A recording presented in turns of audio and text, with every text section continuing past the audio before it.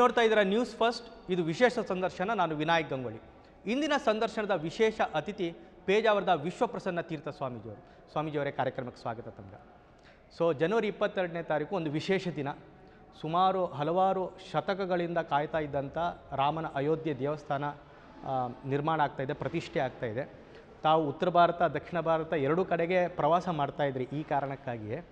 So ಈ ದೇಶ ಹೇಗೆ ಸಂಭ್ರಮಿಸಲಿಕ್ಕೆ ತಯಾರಾಗಿದೆ ಸರ್? ಶ್ರೀರಾಮಚಂದ್ರನ ಈ ಮಂದಿರ ಇದು ಭಾರತೀಯರ, ಸನಾತನ ಧರ್ಮೀಯರ, ಹಿಂದೂಗಳ ಶತಶತಮಾನಗಳ ಕನಸು. ಹಾಗಾಗಿ ಎಷ್ಟು ಶತಮಾನಗಳು ಸಂದರು, ಶತಮಾನಗಳು ಅನ್ನೋ ಕಾಲಕ್ಕೆ ನಾವು ತಲೆಮಾರನ್ನು ಗುರುತಿಸಬೇಕು. 5 ಶತಮಾನ ಅಂತಂದರೆ 10-15 ತಲೆಮಾರುಗಳೇ ಸಂದರೂ ಕೂಡ ಆ ರಾಮನ ಬಗ್ಗೆ ಇಷ್ಟು ಒಲವು ಇದೆ. ಹಾಗಾಗಿ ಇಡೀ ವಿಶ್ವವೇ ಇವತ್ತು ಆ ರಾಮ ಮಂದಿರದ ಈ ಉದ್ಘಾಟನೆ, ಅಲ್ಲಿ ರಾಮದೇವರ ಪ್ರಾಣಪ್ರತಿಷ್ಠೆಯ ಉತ್ಸವವನ್ನು ಸಂಭ್ರಮದಿಂದ ಸ್ವಾಗತಿಸ್ತಾ ಇದ್ದಾರೆ. ಸರ್, ಮುಕ್ಕೋಟಿ ದೇವತೆಗಳಿದ್ದರೂ ಶ್ರೀರಾಮಚಂದ್ರನಿಗೆ ಯಾಕೆ ಸರ್ ವಿಶೇಷ ಪ್ರಾತಿನಿಧ್ಯ? ಶ್ರೀರಾಮಚಂದ್ರ ಅಂತಂದರೆ ಸಾಕ್ಷಾತ್ ಶ್ರೀಮನ್ನಾರಾಯಣ. ಸಾಕ್ಷಾತ್ ಶ್ರೀಮನ್ನಾರಾಯಣನೇ ರಾಮಚಂದ್ರ. ಶ್ರೀಮನ್ನಾರಾಯಣ ಯದಾ ಯದಾ ಹಿ ಧರ್ಮಸ್ಯ ಗ್ಲಾನಿರ್ಭವತಿ ಭಾರತ ಅಭ್ಯುತ್ಥಾನಮ ಧರ್ಮಸ್ಯ ತದಾತ್ಮಾನಂ ಸೃಜಾಮ್ಯಹಂ ಪರಿತ್ರಾಣಾಯ ಸಾಧೂನಾಂ ವಿನಾಶಾಯ ದುಷ್ಕೃತಾಂ ಧರ್ಮ ಸಂಸ್ಥಾಪನಾರ್ಥಾಯ ಸಂಭವಾಮಿ ಯುಗೇ ಯುಗೇ ಎಂಬುದಾಗಿ ಭಗವದ್ಗೀತೆಯಲ್ಲಿ ಕೃಷ್ಣನಾಗಿ ನುಡಿದಂತೆ ಕೃಷ್ಣನಾಗಿ ನುಡಿದಿದ್ದಾನೆ. ಆದರೆ ಇದು ಕೃಷ್ಣನಾಗಿ ಅಂದಂತಹ ಮಾತಲ್ಲ, ಅದು ಶ್ರೀಮನ್ನಾರಾಯಣ ಅಂದಿರುವಂತಹ ಮಾತು. ಆ ಕಾರಣದಿಂದಾಗಿಯೇ ಲೋಕದಲ್ಲಿ ಅಧರ್ಮ ತಾಂಡವವಾಡಲಿಕ್ಕೆ ಪ್ರಾರಂಭ ಮಾಡಿದಾಗ, ಸಜ್ಜನರಿಗೆ ಹಾನಿಯಾಗಲಿಕ್ಕೆ ಪ್ರಾರಂಭ ಆದಾಗ ಆ ದೋಷವನ್ನೆಲ್ಲ ದೂರೀಕರಿಸಿ ಮತ್ತೆ ಲೋಕದಲ್ಲಿ ಸುಖ ಶಾಂತಿ ನೆಮ್ಮದಿಯನ್ನು ಸ್ಥಾಪನೆ ಮಾಡುವಂತಹ ಜಗದ್ರಕ್ಷಣೆಯ ದೊಡ್ಡ ಭಾರವನ್ನು ಭಗವಂತ ಹೊತ್ತಿದ್ದಾನೆ. ಹಾಗಾಗಿ ಆ ಭಗವಂತನೇ ಶ್ರೀಮನ್ನಾರಾಯಣನೇ ರಾಮನಾಗಿ ಬಂದಿದ್ದಾನೆ. ಕೃಷ್ಣನಾಗಿ ಬರುವಾಗ ಅವತಾರ ಮಾಡೋ ಕಾಲದಲ್ಲೇ ತಾನೊಬ್ಬ ಮಾನುಷ ವ್ಯಕ್ತಿತ್ವವುಳ್ಳವನ್ನು ತೋರಿಸಿಕೊಟ್ಟಿದ್ದಾನೆ. ಆದರೆ ಶ್ರೀರಾಮಚಂದ್ರನಾಗಿ ಬಂದಾಗ ನರಲೋಕದಲ್ಲೇ ಬಂದಿದ್ದಾನೆ. ಹೀಗಾಗಿ ಈ ಮಾನವ ಲೋಕದಲ್ಲಿ ನಮಗೆ ಅತ್ಯಂತ ಸಮೀಪದಲ್ಲಿದ್ದುಕೊಂಡು ಒಬ್ಬ ಮಾನವನಾಗಿದ್ದಾಗ, ಒಬ್ಬ ಮಾನವನ ಬದುಕಿನಲ್ಲಿ ಏನೆಲ್ಲ ಕಷ್ಟಗಳು ಬರುವ ಪ್ರಸಂಗ ಇದೆಯೋ, ಏನೇನೆಲ್ಲ ಬಗೆಯ ದುಃಖಗಳು ಬರುವ ಪ್ರಸಂಗವಿದೆಯೋ, ಪ್ರಾಯ ನಮ್ಮ ಬದುಕಿನಲ್ಲಿ ಇಂತಹ ಪ್ರಸಂಗಗಳು ಬಂದೇ ಇಲ್ಲ. ಈಗ ರಾಮನ ಬದುಕೆ ಭಾಳ ಕಷ್ಟಕರದ ಬದುಕಾಗಿತ್ತು. ಈಗ ರಾಮ ಯುವರಾಜ ಆಗಿದ್ದ, ಇನ್ನೇನೋ ಪಟ್ಟಕ್ಕೇರಬೇಕು ಅಂತ ಹೇಳಿದ್ರೆ ಏನೋ ಒಂದು ರಾಜಕೀಯ ಆಗೋಯ್ತು, ಅದೊಂದು ತಪ್ಪೋಯ್ತು. ಆಮೇಲೆ ಈಗಷ್ಟೇ ಮದುವೆ ಆಗಿದ್ದ, ಕಾಡಿಗಟ್ಟಿದ್ರು, ಕಾಡಲ್ಲಿ ಜೀವನ ಮಾಡ್ತಾ ಇದ್ದಾಗ ಹೆಂಡತಿ ಕಿಡ್ನ್ಯಾಪ್ ಆದಳು. ಈಗ ಸಣ್ಣ ಪುಟ್ಟ ಅಂದರೆ ರಾಮನ ಜೀವನ ಭಾಳ ಕಷ್ಟಕರ ಆಗಿತ್ತು. ಆದರೂ ಅದನ್ನು ಒಂದು ಆದರ್ಶ ಜೀವನವಾಗಿ ಹೇಗೆ ಪರಿಗಣಿಸೋದು? ಆದ್ದರಿಂದ ಇಂತಹ ಪರಿಸ್ಥಿತಿಗಳಲ್ಲಿಯೂ ಕೂಡ ಯಾವತ್ತೂ ಎದೆಗುಂದದೆ, ಧೃತಿಗೆಡದೆ ಅಸಾಮಾನ್ಯವಾದ ಲೋಕೋತ್ತರವಾದ ಕಾರ್ಯವನ್ನು, ಒಂದು ಸಮುದ್ರಕ್ಕೆ ಸೇತುವೆಯನ್ನು ಕಟ್ಟುವಂತಹ ಇದನ್ನು ಕನಸು ಕೂಡ ಕಾಣಲಿಕ್ಕೆ ಸಾಧ್ಯ ಇಲ್ಲ. ಅಂತಹ ಕಾರ್ಯವನ್ನು ಕೂಡ ಮಾಡಿ ವಿಜಯವನ್ನು ಸಂಪಾದಿಸಿಕೊಂಡು ಬಂದಿದ್ದಾನೆ. ಹಾಗಾಗಿ ಶ್ರೀರಾಮಚಂದ್ರ ಮಾನವರಿಗೆ ಅತ್ಯಂತ ಹತ್ತಿರ ಆಗ್ತಾ ಇದ್ದಾನೆ. ಇನ್ನು ಅವನು ಮೈಗೂಡಿಸಿಕೊಂಡಿರತಕ್ಕಂತಹ ಅಸಾಧಾರಣವಾದ ಗುಣಗಳು. ರಾಮಾಯಣ ಪ್ರಾರಂಭ ಆಗುವುದೇ ಹೀಗೆ. ವಾಲ್ಮೀಕಿ ಮಹರ್ಷಿಗಳಿಗೊಮ್ಮೆ ನಾರದರ ಭೇಟಿ ಆಗತ್ತೆ. ಆವಾಗ ವಾಲ್ಮೀಕಿ ಮಹರ್ಷಿಗಳು ನಾರದರಲ್ಲಿ ಪ್ರಶ್ನಿಸೋದು, ಒಂದಿಷ್ಟು ಗುಣಗಳ 10-20 ಗುಣಗಳನ್ನು ಪಟ್ಟಿ ಮಾಡಿ ಕೊನೆಯಲ್ಲಿ ಅಂತ ಇದ್ದಾರೆ, ಇಂತಹ ಗುಣಗಳುಳ್ಳಂತಹ ವ್ಯಕ್ತಿ ಇವತ್ತಿಗೂ ಯಾರಾದರೂ ಲೋಕದಲ್ಲಿ ಇದ್ದಾನೆಯೇ? ನಾರದರು ಆ 10-20 ಗುಣಗಳಿಗೆ ಇನ್ನೊಂದು 10-20 ಗುಣಗಳನ್ನು ಸೇರಿಸಿ ಕೊನೆಯಲ್ಲಿ ಅಂತ ಇದ್ದಾರೆ, ಇಂಥ ಗುಣಗಳುಳ್ಳಂತಹ ವ್ಯಕ್ತಿ ಇವತ್ತಿಗೂ ಲೋಕದಲ್ಲೊಬ್ಬ ಇದ್ದಾನೆ, ಅವನೇ ಶ್ರೀರಾಮಚಂದ್ರ. ಸದ್ಗುಣಗಳು ಯಾರಿಗೆ ಪ್ರೀತಿ ಆಗೋದಿಲ್ಲ. ಹಾಗಾಗಿ ಶ್ರೀರಾಮಚಂದ್ರ ಅಂತ ಹೇಳಿದರೆ ಬರಿದೇ ಒಂದು ವ್ಯಕ್ತಿ ಅಲ್ಲ, ರಾಮೋ ವಿಗ್ರಹವಾನ್ ಧರ್ಮ ಅಂತ ಹೇಳಿಕೊಂಡು ರಾಮಾಯಣದಲ್ಲೇ ಅಂದಂತೆ ಸಕಲ ಸದ್ಗುಣಗಳ ಗಣಿ. ಹಾಗಾಗಿ ಶ್ರೀರಾಮಚಂದ್ರ ಅತ್ಯಂತ ಆಪ್ತನಾಗ್ತಾನೆ, ನಮಗೆಲ್ಲರೂ ಕೂಡ ಆದರ್ಶನಾಗ್ತಾನೆ. ಈಗ ಸ್ವಾಮೀಜಿಯವರಿಗೆ ರಾಮ ಅಂತ ಹೇಳುವಂಥ 2 ಅಕ್ಷರದ ಅರ್ಥ ಏನು? ರಾಮ ಅನ್ನುವ ಶಬ್ದ ರಮು ಕ್ರೀಡಾಯಂ ಅನ್ನುವಂತಹ ಧಾತುವಿನಿಂದ ನಿಷ್ಪನ್ನವಾದದ್ದು. ಆ ಧಾತುವಿನ ಅರ್ಥವೇ ಸಂತೋಷಪಡಿಸುವವನು ಅಂತ. 3 ಲೋಕವೂ ಕೂಡ ಯಾರಿಂದಾಗಿ ಆರಾಮದಿಂದಿದೆಯೋ, ಸುಖ ಸಂತೋಷವನ್ನು ಕಾಣ್ತಾ ಇದೆಯೋ ಅವನು ರಾಮ. ಅದೇ ವೇಳೆಗೆ ಇದಕ್ಕೆ ವಿರುದ್ಧವಾಗಿ ಅವನು ರಾವಣ. ಯಾಕೆ ರಾವಯತಿ ಇದು ರಾವಣ? ಆ ಧಾತುವಿನ ಅರ್ಥವೇ, ಆ ಶಬ್ದದ ನಿಷ್ಪತ್ತಿಗೆ ಮೂಲ ಧಾತು ಏನಿರುತ್ತಲ್ಲ ಅದರ ಅರ್ಥವೇ ಮೂರು ಲೋಕವನ್ನು ಅಳಿಸುವವನು, ಮೂರು ಲೋಕವು ಅಳುವ ಹಾಗೆ ಮಾಡುವವನು. ಆ ಕಾರಣಕ್ಕೋಸ್ಕರವೇ ರಾಮಾಯಣ ಇಷ್ಟು ದೊಡ್ಡ ಗ್ರಂಥದಲ್ಲಿ ನಮಗೆ ಈರುವರು ಆದರ್ಶ ಪುರುಷರನ್ನು ಕಣ್ಣ ಮುಂದೆ ಕಟ್ಟಿ ನಿಲ್ಲಿಸಿದೆ. ಒಬ್ಬ ರಾಮ, ಒಬ್ಬ ರಾವಣ. ರಾಮನೂ ಆದರ್ಶ ಪುರುಷ, ರಾವಣನೂ ಆದರ್ಶ ಪುರುಷ. ರಾಮ ಹೇಗೆ ಆದರ್ಶ ಪುರುಷ ಅಂತಂದರೆ ರಾಮವತ್ತು ವರ್ತಿತವ್ಯಂ, ರಾಮನಂತೆ ನಾವು ಇರಬೇಕು, ನಾವು ಹೇಗಿರಬೇಕು ಅನ್ನೋದಕ್ಕೆ ರಾಮ ಆದರ್ಶ. ಅದೇ ಕಾಲಕ್ಕೆ ಹೇಗೆ ನಾವು ಇರಬಾರ್ದು ಅನ್ನೋದಕ್ಕೆ ರಾವಣ ಆದರ್ಶ. ರಾಮನ ಪ್ರತಿಯೊಂದು ಹೆಜ್ಜೆಯನ್ನು, ಬದುಕಿನ ಹೆಜ್ಜೆಯನ್ನು ಕಂಡಾಗ ನಾವು ಹೀಗಿರಬೇಕು ಅಂತ ನಮಗೆ ಅನಿಸಬೇಕು. ಅದೇ ಕಾಲಕ್ಕೆ ರಾವಣನ ಪ್ರತಿಯೊಂದು ಹೆಜ್ಜೆಯನ್ನು ನಾವು ಗಮನಿಸಿದಾಗ ಬದುಕಿನಲ್ಲಿ ನಾವು ಹೀಗಿರಬಾರ್ದು. ಶ್ರೀರಾಮಚಂದ್ರ ತನ್ನ ಸರ್ವಸ್ವವನ್ನು ಕೂಡ ಕಡೆಗಣಿಸಿ ಲೋಕದ ಸಂತೋಷಕ್ಕೋಸ್ಕರ ಸರ್ವಸ್ವವನ್ನು ತ್ಯಾಗ ಮಾಡಿ ಕಾಡಿಗೂ ಹೋದ. ಅದೇ ಹೊತ್ತಿಗೆ ರಾವಣ ಲೋಕದಲ್ಲಿ ಸುಖ ಸಂತೋಷಗಳು ಏನಿದ್ರೂ ಕೂಡ, ಸುಖ ದ್ರವ್ಯಗಳು ಏನಿದ್ರು ಕೂಡ ಅವೆಲ್ಲವೂ ಕೂಡ ನನಗೆ ಬೇಕು ಅಂತ ಹೇಳಿಕೊಂಡು ಮೂರು ಲೋಕವನ್ನು ಪೀಡಿಸ್ತಾ ಬಂದ. ಹಾಗಾಗಿ ರಾಮ ನಮಗೆ ಹತ್ತಿರ ಆಗ್ತಾನೆ, ರಾವಣ ದೂರ ಆಗ್ತಾನೆ. ಸರ್, ಈಗ ಸಪ್ತ ಮೋಕ್ಷ ಕ್ಷೇತ್ರಗಳ ಕಾನ್ಸೆಪ್ಟ್ ಶಾಸ್ತ್ರದಲ್ಲಿ ಹೇಳಿದ್ದಾರೆ, ಅದರಲ್ಲಿ ಅಯೋಧ್ಯೆನೂ ಒಂದು. ಈ ಸಪ್ತ ಮೋಕ್ಷ ಕ್ಷೇತ್ರದ ಸಿಗ್ನಿಫಿಕೆನ್ಸ್ ಏನು ಸರ್? ಈ ಅಯೋಧ್ಯೆಯನ್ನು ಸಹ ಸಪ್ತ ಮೋಕ್ಷ ಕ್ಷೇತ್ರದಲ್ಲಿ ಒಂದು ಅಂತ ಹೇಳ್ತಾರೆ. ಅಯೋಧ್ಯ, ಮಥುರಾ, ಮಾಯಾ, ಕಾಶಿ, ಕಾಂಚಿ, ಅವಂತಿಕಾಪುರಿ, ದ್ವಾರಾವತಿ ಚೈವ ಸಪ್ತೈತಾಹ ಮೋಕ್ಷದಾಯಕಾ ಅಂತ ಹೇಳಿಕೊಂಡು 7 ಕ್ಷೇತ್ರಗಳಿವು ಮೋಕ್ಷದಾಯಕ ಕ್ಷೇತ್ರಗಳು. ಭಗವಂತ ಅವತರಿಸಿರತಕ್ಕಂತಹ ಕ್ಷೇತ್ರ ಅದರಲ್ಲಿ ಮೊದಲನೆಯದ್ದೇ ಅಯೋಧ್ಯ, ಮಧುರಾ. ಹಾಗಾಗಿ ಇಂತಹ ಶ್ರೀರಾಮಚಂದ್ರ ಅವತರಿಸಿರತಕ್ಕಂತಹ ಭೂಮಿ, ಅಲ್ಲಿ ನಾವು ಹೋದಾಗ ರಾಮನನ್ನೊಮ್ಮೆ ನೆನಪಿಸಿಕೊಂಡ್ರೆ ಆ ರಾಮನ ವ್ಯಕ್ತಿತ್ವಗಳೆಲ್ಲ ನಮ್ಮ ಮುಂದೆ, ಕಣ್ಣ ಮುಂದೆ ಕಟ್ಟಿ ನಿಲ್ಲಬೇಕು. ಹಾಗಾಗಿ ಅಂತಹ ಗುಣಗಳನ್ನು ನಾವು ಮೈಗೂಡಿಸಿಕೊಂಡೆವು ಅಂತಂದರೆ, ಆ ಆದರ್ಶದಲ್ಲಿ ನಾವು ನಡೆದೆವು ಅಂತಂದರೆ ನಾವು ಬದುಕಿನಲ್ಲಿ ಮೋಕ್ಷವನ್ನು ಪಡೆಯುವುದು ಸಾಧ್ಯ.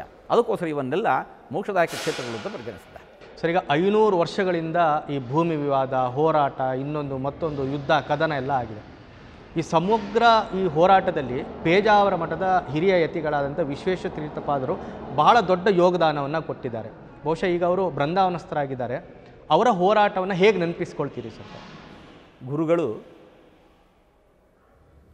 ತಮ್ಮ ಪರ್ಯಾಯ ಅವಧಿಯಲ್ಲಿ ಕೃಷ್ಣನ ಕ್ಷೇತ್ರದಲ್ಲಿ ಉಡುಪಿಯಲ್ಲಿ 3 ಬಾರಿ ಧರ್ಮ ಸಂಸತ್ತನ್ನು ಮಾಡಿದರು. ಪ್ರತಿ ಬಾರಿ ಧರ್ಮ ಸಂಸತ್ತಲ್ಲಿ ಎಲ್ಲ ದೇಶದ ಧರ್ಮಾಚಾರ್ಯರನ್ನು ಕರೆದು ಅವರ ಜೊತೆಗೆ ಚರ್ಚಿಸಿ ಕೆಲವು ನಿರ್ಣಯಗಳನ್ನು ತೆಗೆದುಕೊಂಡರು. ಆ ನಿರ್ಣಯಗಳನ್ನು ಕೇಂದ್ರಕ್ಕೆ ಮುಟ್ಟಿಸಿದರೆ ಅವು ಅಷ್ಟು ಕೂಡ ಫಲಕಾರಿಯಾದದ್ದನ್ನು ನಾವು ಕಾಣ್ತೇವೆ. ಮಂದಿರದ ದ್ವಾರ ಅದು ಮುಚ್ಚಿತ್ತು, ಬೀಗ ಜಡೆದಿದ್ದರು. ತಾಲಾ ಖೋಲೋ ಅನ್ನುವ ನಿರ್ಣಯವನ್ನು ತೆಗೆದುಕೊಂಡರು. ಮಂದಿರವನ್ನು ಅಲ್ಲೇ ಕಟ್ತೇವೆ, ಮಂದಿರವನ್ನು, ಆ ಮಂದಿರದ ಭೂಮಿ ಅದು ನಮ್ಮ ಹಿಂದೂಗಳಿಗೆ ಸೇರಿರುವಂತಹದ್ದು, ಅದನ್ನು ನೀಡಲೇಬೇಕು ನಮಗೆ. ಈ ಎಲ್ಲ ನಿರ್ಣಯಗಳು ಅದು ಕಾರ್ಯಗತವಾದವು. ಅವುಗಳಲ್ಲಿ ಅಂತಹ ಸತ್ವ ಇತ್ತು. ಇನ್ನು ಮಂದಿರ ಆ ವಿಭಾಜಿತ ಗೋಪುರ ಏನಿತ್ತಲ್ಲ ಅದೆಲ್ಲ ಧರಾಶಾಹಿ ಆಗುವಂತಹ ಹೊತ್ತು. ಆ ಹೊತ್ತಿಗೆ ಅಲ್ಲಿದ್ದ ಮೂಲ ಪ್ರತಿಮೆಯನ್ನು ಕಾರ್ಯಕರ್ತ ಎತ್ತಿ ತಗೊಂಡು ಬಂದು ಗುರುಗಳ ಕೈಯಲ್ಲಿ ಕೊಟ್ಟರು. ಗುರುಗಳದನ್ನು ಜೋಬನ್ನವಾಗಿ ಇಟ್ಕೊಂಡ್ರು. ಅದನ್ನು ಸೀದೆ ಹಿಡ್ಕೊಂಡು ಬರ್ಬೋದಿತ್ತೋ ಏನೋ, ಆದರೆ ಗುರುಗಳು ಹಾಗೆ ಮಾಡಿಲ್ಲ. ಆ ಯಾವುದು ವಿವಾದಿತ ಕಟ್ಟಡ ಬಿದ್ದ ತಕ್ಷಣ ವಿಜಯ ಸಾಧಿಸುತ್ತೇವೆ ಅಂತ ಹೇಳಿಕೊಂಡು ಎದ್ದುಕೊಂಡು ಬರಲಿಲ್ಲ. ಅವರಂದರು ಅಲ್ಲಿ ಪುನಃ ಮಂದಿರ ನಿರ್ಮಾಣ ಆಗಬೇಕು, ಈಗಿಂದೀಗ ಆಗಬೇಕು ಅಂತ ಹೇಳಿಕೊಂಡು ರಾತ್ರೋರಾತ್ರಿ ತಾತ್ಕಾಲಿಕವಾಗಿರತಕ್ಕಂತಹ ಮಂದಿರ ನಿರ್ಮಾಣವನ್ನು ಮಾಡಿಸಿ ಅಲ್ಲಿ ಆ ರಾಮದೇವರನ್ನು ಪ್ರತಿಷ್ಠಾ ಮಾಡಿಯೇ ಬಂದರು. ಒಂದು ವೇಳೆ ಆ ಸ್ಥಳದಿಂದ ಒಮ್ಮೆ ಅದನ್ನು ಪ್ರತಿಮೆಯನ್ನು ನಾವು ಈ ಕಡೆ ತೆಗೆದುಕೊಂಡು ಬಂದದ್ದಾಗಿದ್ದರೆ ಮತ್ತೆ ಪುನಃ ಆ ಸ್ಥಳದ ಮೇಲೆ ಆ ಹಕ್ಕನ್ನು ಸಾಧಿಸುವಂತಹದ್ದು, ಅಲ್ಲಿ ಮತ್ತೆ ಪುನಃ ಇವತ್ತು ರಾಮದೇವರ ಪ್ರತಿಷ್ಠೆಯನ್ನು ನಾವು ಕಾಣುವಂತಹದ್ದು ಬಹಳ ಕಷ್ಟ ಆಯಿತು. ಹಾಗಾಗಿ ಗುರುಗಳಿಗೆ ರಾಮದೇವರಿದ್ದೇ ಪ್ರೇರಣೆ ಆಗಿತ್ತು ಅದನ್ನು ಅಲ್ಲಿ ಇಡಲಿ. ಅವಶ್ಯವಾಗಿ ಗಮನಿಸಬೇಕಾದ ಇನ್ನೊಂದು ಅಂಶ ನಾವು ನಂಬುವಂತೆ ನೋಡಿ, ರಾಮದೇವರ ಆ ರಾಮಾಯಣದಲ್ಲಿ, ಜೀವನದಲ್ಲಿ, ಚರಿತ್ರೆಯಲ್ಲಿ ಪ್ರಾಣದೇವರ, ಹನುಮಂತ ದೇವರ ನಾವು ಪಾತ್ರ ದೊಡ್ಡ ಕಾಣ್ತಾ ಇದ್ದೇವೆ.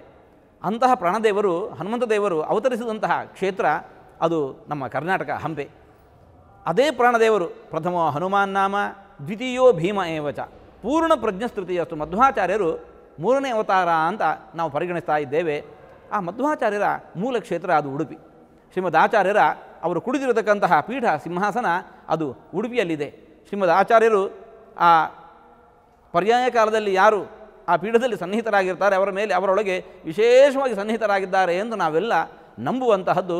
ಹಾಗಾಗಿ ಪರ್ಯಾಯ ಕಾಲದಲ್ಲಿ ಶ್ರೀಗಳವರು ಅವರಿಗೆ ದೊರೆತದ್ದು ಆ ಪ್ರಾಣದೇವರ ವಾಯುದೇವರ ವಿಶೇಷವಾಗಿರುವ ಪ್ರೇರಣೆ. ಜೊತೆಗೆ ಇನ್ನೂ ಒಂದು, ಮಧ್ವಾಚಾರ್ಯರ ಆ ಬಳಿಕ ಅದೇ ಪರಂಪರೆಯಲ್ಲಿ ಬಂದವರು ದೊಡ್ಡ ಗುರುಗಳು ಶ್ರೀಮದ್ ವಾದಿರಾಜ ಗುರು ಸಾರ್ವಭೌಮರು. ಅಯೋಧ್ಯೆಯಲ್ಲಿ ಸಂಚರಿಸ್ತಾ ಇದ್ದ ಹೊತ್ತಿಗೆ ಯಾತ್ರೆ ಮಾಡಿದಾಗ ಅಲ್ಲಿ ಪ್ರಾಣದೇವರ ಹಾಗೂ ಗರುಡದೇವರ ಗುಡಿ ಭಗ್ನವಾಗಿ ಶಿಥಿಲವಾಗಿ ಬಿದ್ದಿತ್ತು. ಆ ಪ್ರತಿಮೆಯನ್ನು ಎರಡನ್ನೂ ತಗೊಂಡು ಬಂದು ಉಡುಪಿಯಲ್ಲಿ ಪ್ರತಿಷ್ಠೆ ಮಾಡಿದ್ದಾರೆ. ಅಲ್ಲಿ ಆ ಪ್ರಾಣದೇವರು ಗರುಡದೇವರು ನಿತ್ಯ ಅಲ್ಲಿನ ಎಲ್ಲ ಯತಿಗಳಿಂದ ಕೃಷ್ಣದೇವರ ಪೂಜೆ ಆದ ಬಳಿಕ ಪೂಜೆಯನ್ನು ಸ್ವೀಕರಿಸ್ತಾ ಇದ್ದಾರೆ. ಆ ಪ್ರಾಣದೇವರ ಪ್ರೇರಣೆ ಅಂತ ನಾವು ಭಾವಿಸ್ತೇವೆ. ಗುರುಗಳ ಮೂಲಕ ಈ ಕಾರ್ಯವನ್ನು ಮಾಡಿಸ್ತೇವೆ. ಸರ್, ಎಲ್ಲಿ ಅಯೋಧ್ಯೆ, ಎಲ್ಲಿ ಉಡುಪಿ? ಅಯೋಧ್ಯೆ ಉತ್ತರದ ತುದಿ ಆಯಿತು, ಕೃಷ್ಣ ಮಠ ಎಲ್ಲ ದಕ್ಷಿಣದ ತುದಿ ಆಯಿತು. ಇದು ಬೇಸಿಗೆ ಆಗಲಿಕ್ಕೆ ಹೇಗೆ ಕಾರಣ ಆಯಿತು ಸರ್? ಇದು ಹುಟ್ಟಿದ್ದೆಲ್ಲಿ? ಅಂದರೆ ಹಿರಿಯ ಯತಿಗಳಿಗೆ ಈ ಥರದೊಂದು ರಾಮ ಮಂದಿರದ ಒಂದು ಪುನರ್ ನಿರ್ಮಾಣ ಮಾಡಬೇಕು ಅಂತಂತ ಸಂಕಲ್ಪ ಅದು ಯಾವ ಕಾಲಕ್ಕಾಗಿದ್ದು ಮತ್ತು ಯಾಕಾಗಿದ್ದು, ಯಾವ ಕಾರಣಕ್ಕಾಗಿ ಆಗಿದ್ದು, ಅವ್ರಿಗೆ ಅಂಥದ್ದು ಯಾವ ಘಟನೆ ಪ್ರೇರಣೆಯಾಗಿದ್ದು? ಅಯೋಧ್ಯೆ ಉತ್ತರದ್ದು, ಕರ್ನಾಟಕ ಉಡುಪಿ ಕರ್ನಾಟಕದ ದಕ್ಷಿಣದ್ದು. ಅಯೋಧ್ಯೆಯಿಂದ ಬಂದಿರತಕ್ಕಂಥ ಶ್ರೀರಾಮಚಂದ್ರನ ಸೇವೆಯಲ್ಲಿ ಪ್ರಮುಖ ಪಾತ್ರ ವಹಿಸುತ್ತೆ. ಈಗ ತಾನೇ ಹೇಳಿದಂತೆ ಕರ್ನಾಟಕದ ಮೂಲೆಯಲ್ಲಿದ್ದಂತಹ ಹಂಪೆಯಲ್ಲಿರತಕ್ಕಂತಹ ವಾಯುದೇವರು, ಇದು ಒಂದು ಅಂಶ. ಇನ್ನೊಂದು ಅಂಶ, ಇದು ಕೇವಲ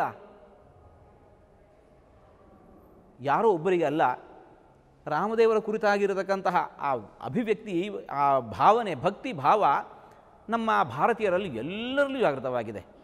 ಗುರುಗಳಲ್ಲಿ ಸ್ವಲ್ಪ ಹೆಚ್ಚು ಜಾಗೃತವಾಗಿದೆ. ಕಾರಣ, ನಮ್ಮ ಮಠದಲ್ಲಿ ನಿತ್ಯ ಪೂಜೆಗೊಳ್ತಾ ಇರುವಂತಹದ್ದು ಕೃಷ್ಣನಿಗಿಂತ ಅಭಿನ್ನನಾಗಿರತಕ್ಕಂತಹ ಪಾಂಡುರಂಗ ವಿಠಲ. ಪಾಂಡುರಂಗ ಅಂದರೆ ಕೃಷ್ಣನೇ, ಅವನ ಇನ್ನೊಂದು ರೂಪ ವಿಠಲ ರೂಪ ಅಂತ ಹೇಳಿಕೊಂಡು ಶ್ರೀಮದ್ ಆಚಾರ್ಯರು ಕೊಟ್ಟಿರತಕ್ಕಂತಹದ್ದು ಆ ಪ್ರತಿಮೆ. ಅದರ ನಿತ್ಯ ಪೂಜೆ ಆಗ್ತಾ ಇದೆ. ಅದರ ಜೊತೆಗೆ ಶ್ರೀಮದ್ ಆಚಾರ್ಯರಿಂದಲೇ, ನಮ್ಮ ಮೂಲ ಗುರುಗಳು ಮಧ್ವಾಚಾರ್ಯರಿಂದಲೇ ದತ್ತವಾಗಿರತಕ್ಕಂಥ ಇನ್ನೊಂದು ಭಗವದ್ ರೂಪ, ಅದು ರಾಮರೂಪ. ಸೀತಾರಾಮ ಲಕ್ಷ್ಮಣರು ನಿತ್ಯ ಮಠದಲ್ಲಿ ಪೂಜೆಗೊಳ್ತಾ ಇದ್ದಾರೆ. 80 ವರ್ಷಗಳ ಆ ನಿರಂತರವಾಗಿರತಕ್ಕಂತಹ ಪೂಜೆ. ಹಾಗಾಗಿ ಅಲ್ಲಿ ಒಂದೇ ಭಕ್ತಿ, ರಾಮನ ಕುರಿತಾಗಿರತಕ್ಕಂಥ ಭಕ್ತಿ, ಕೃಷ್ಣನ ಕುರಿತಾಗಿರತಕ್ಕಂಥ ಭಕ್ತಿ.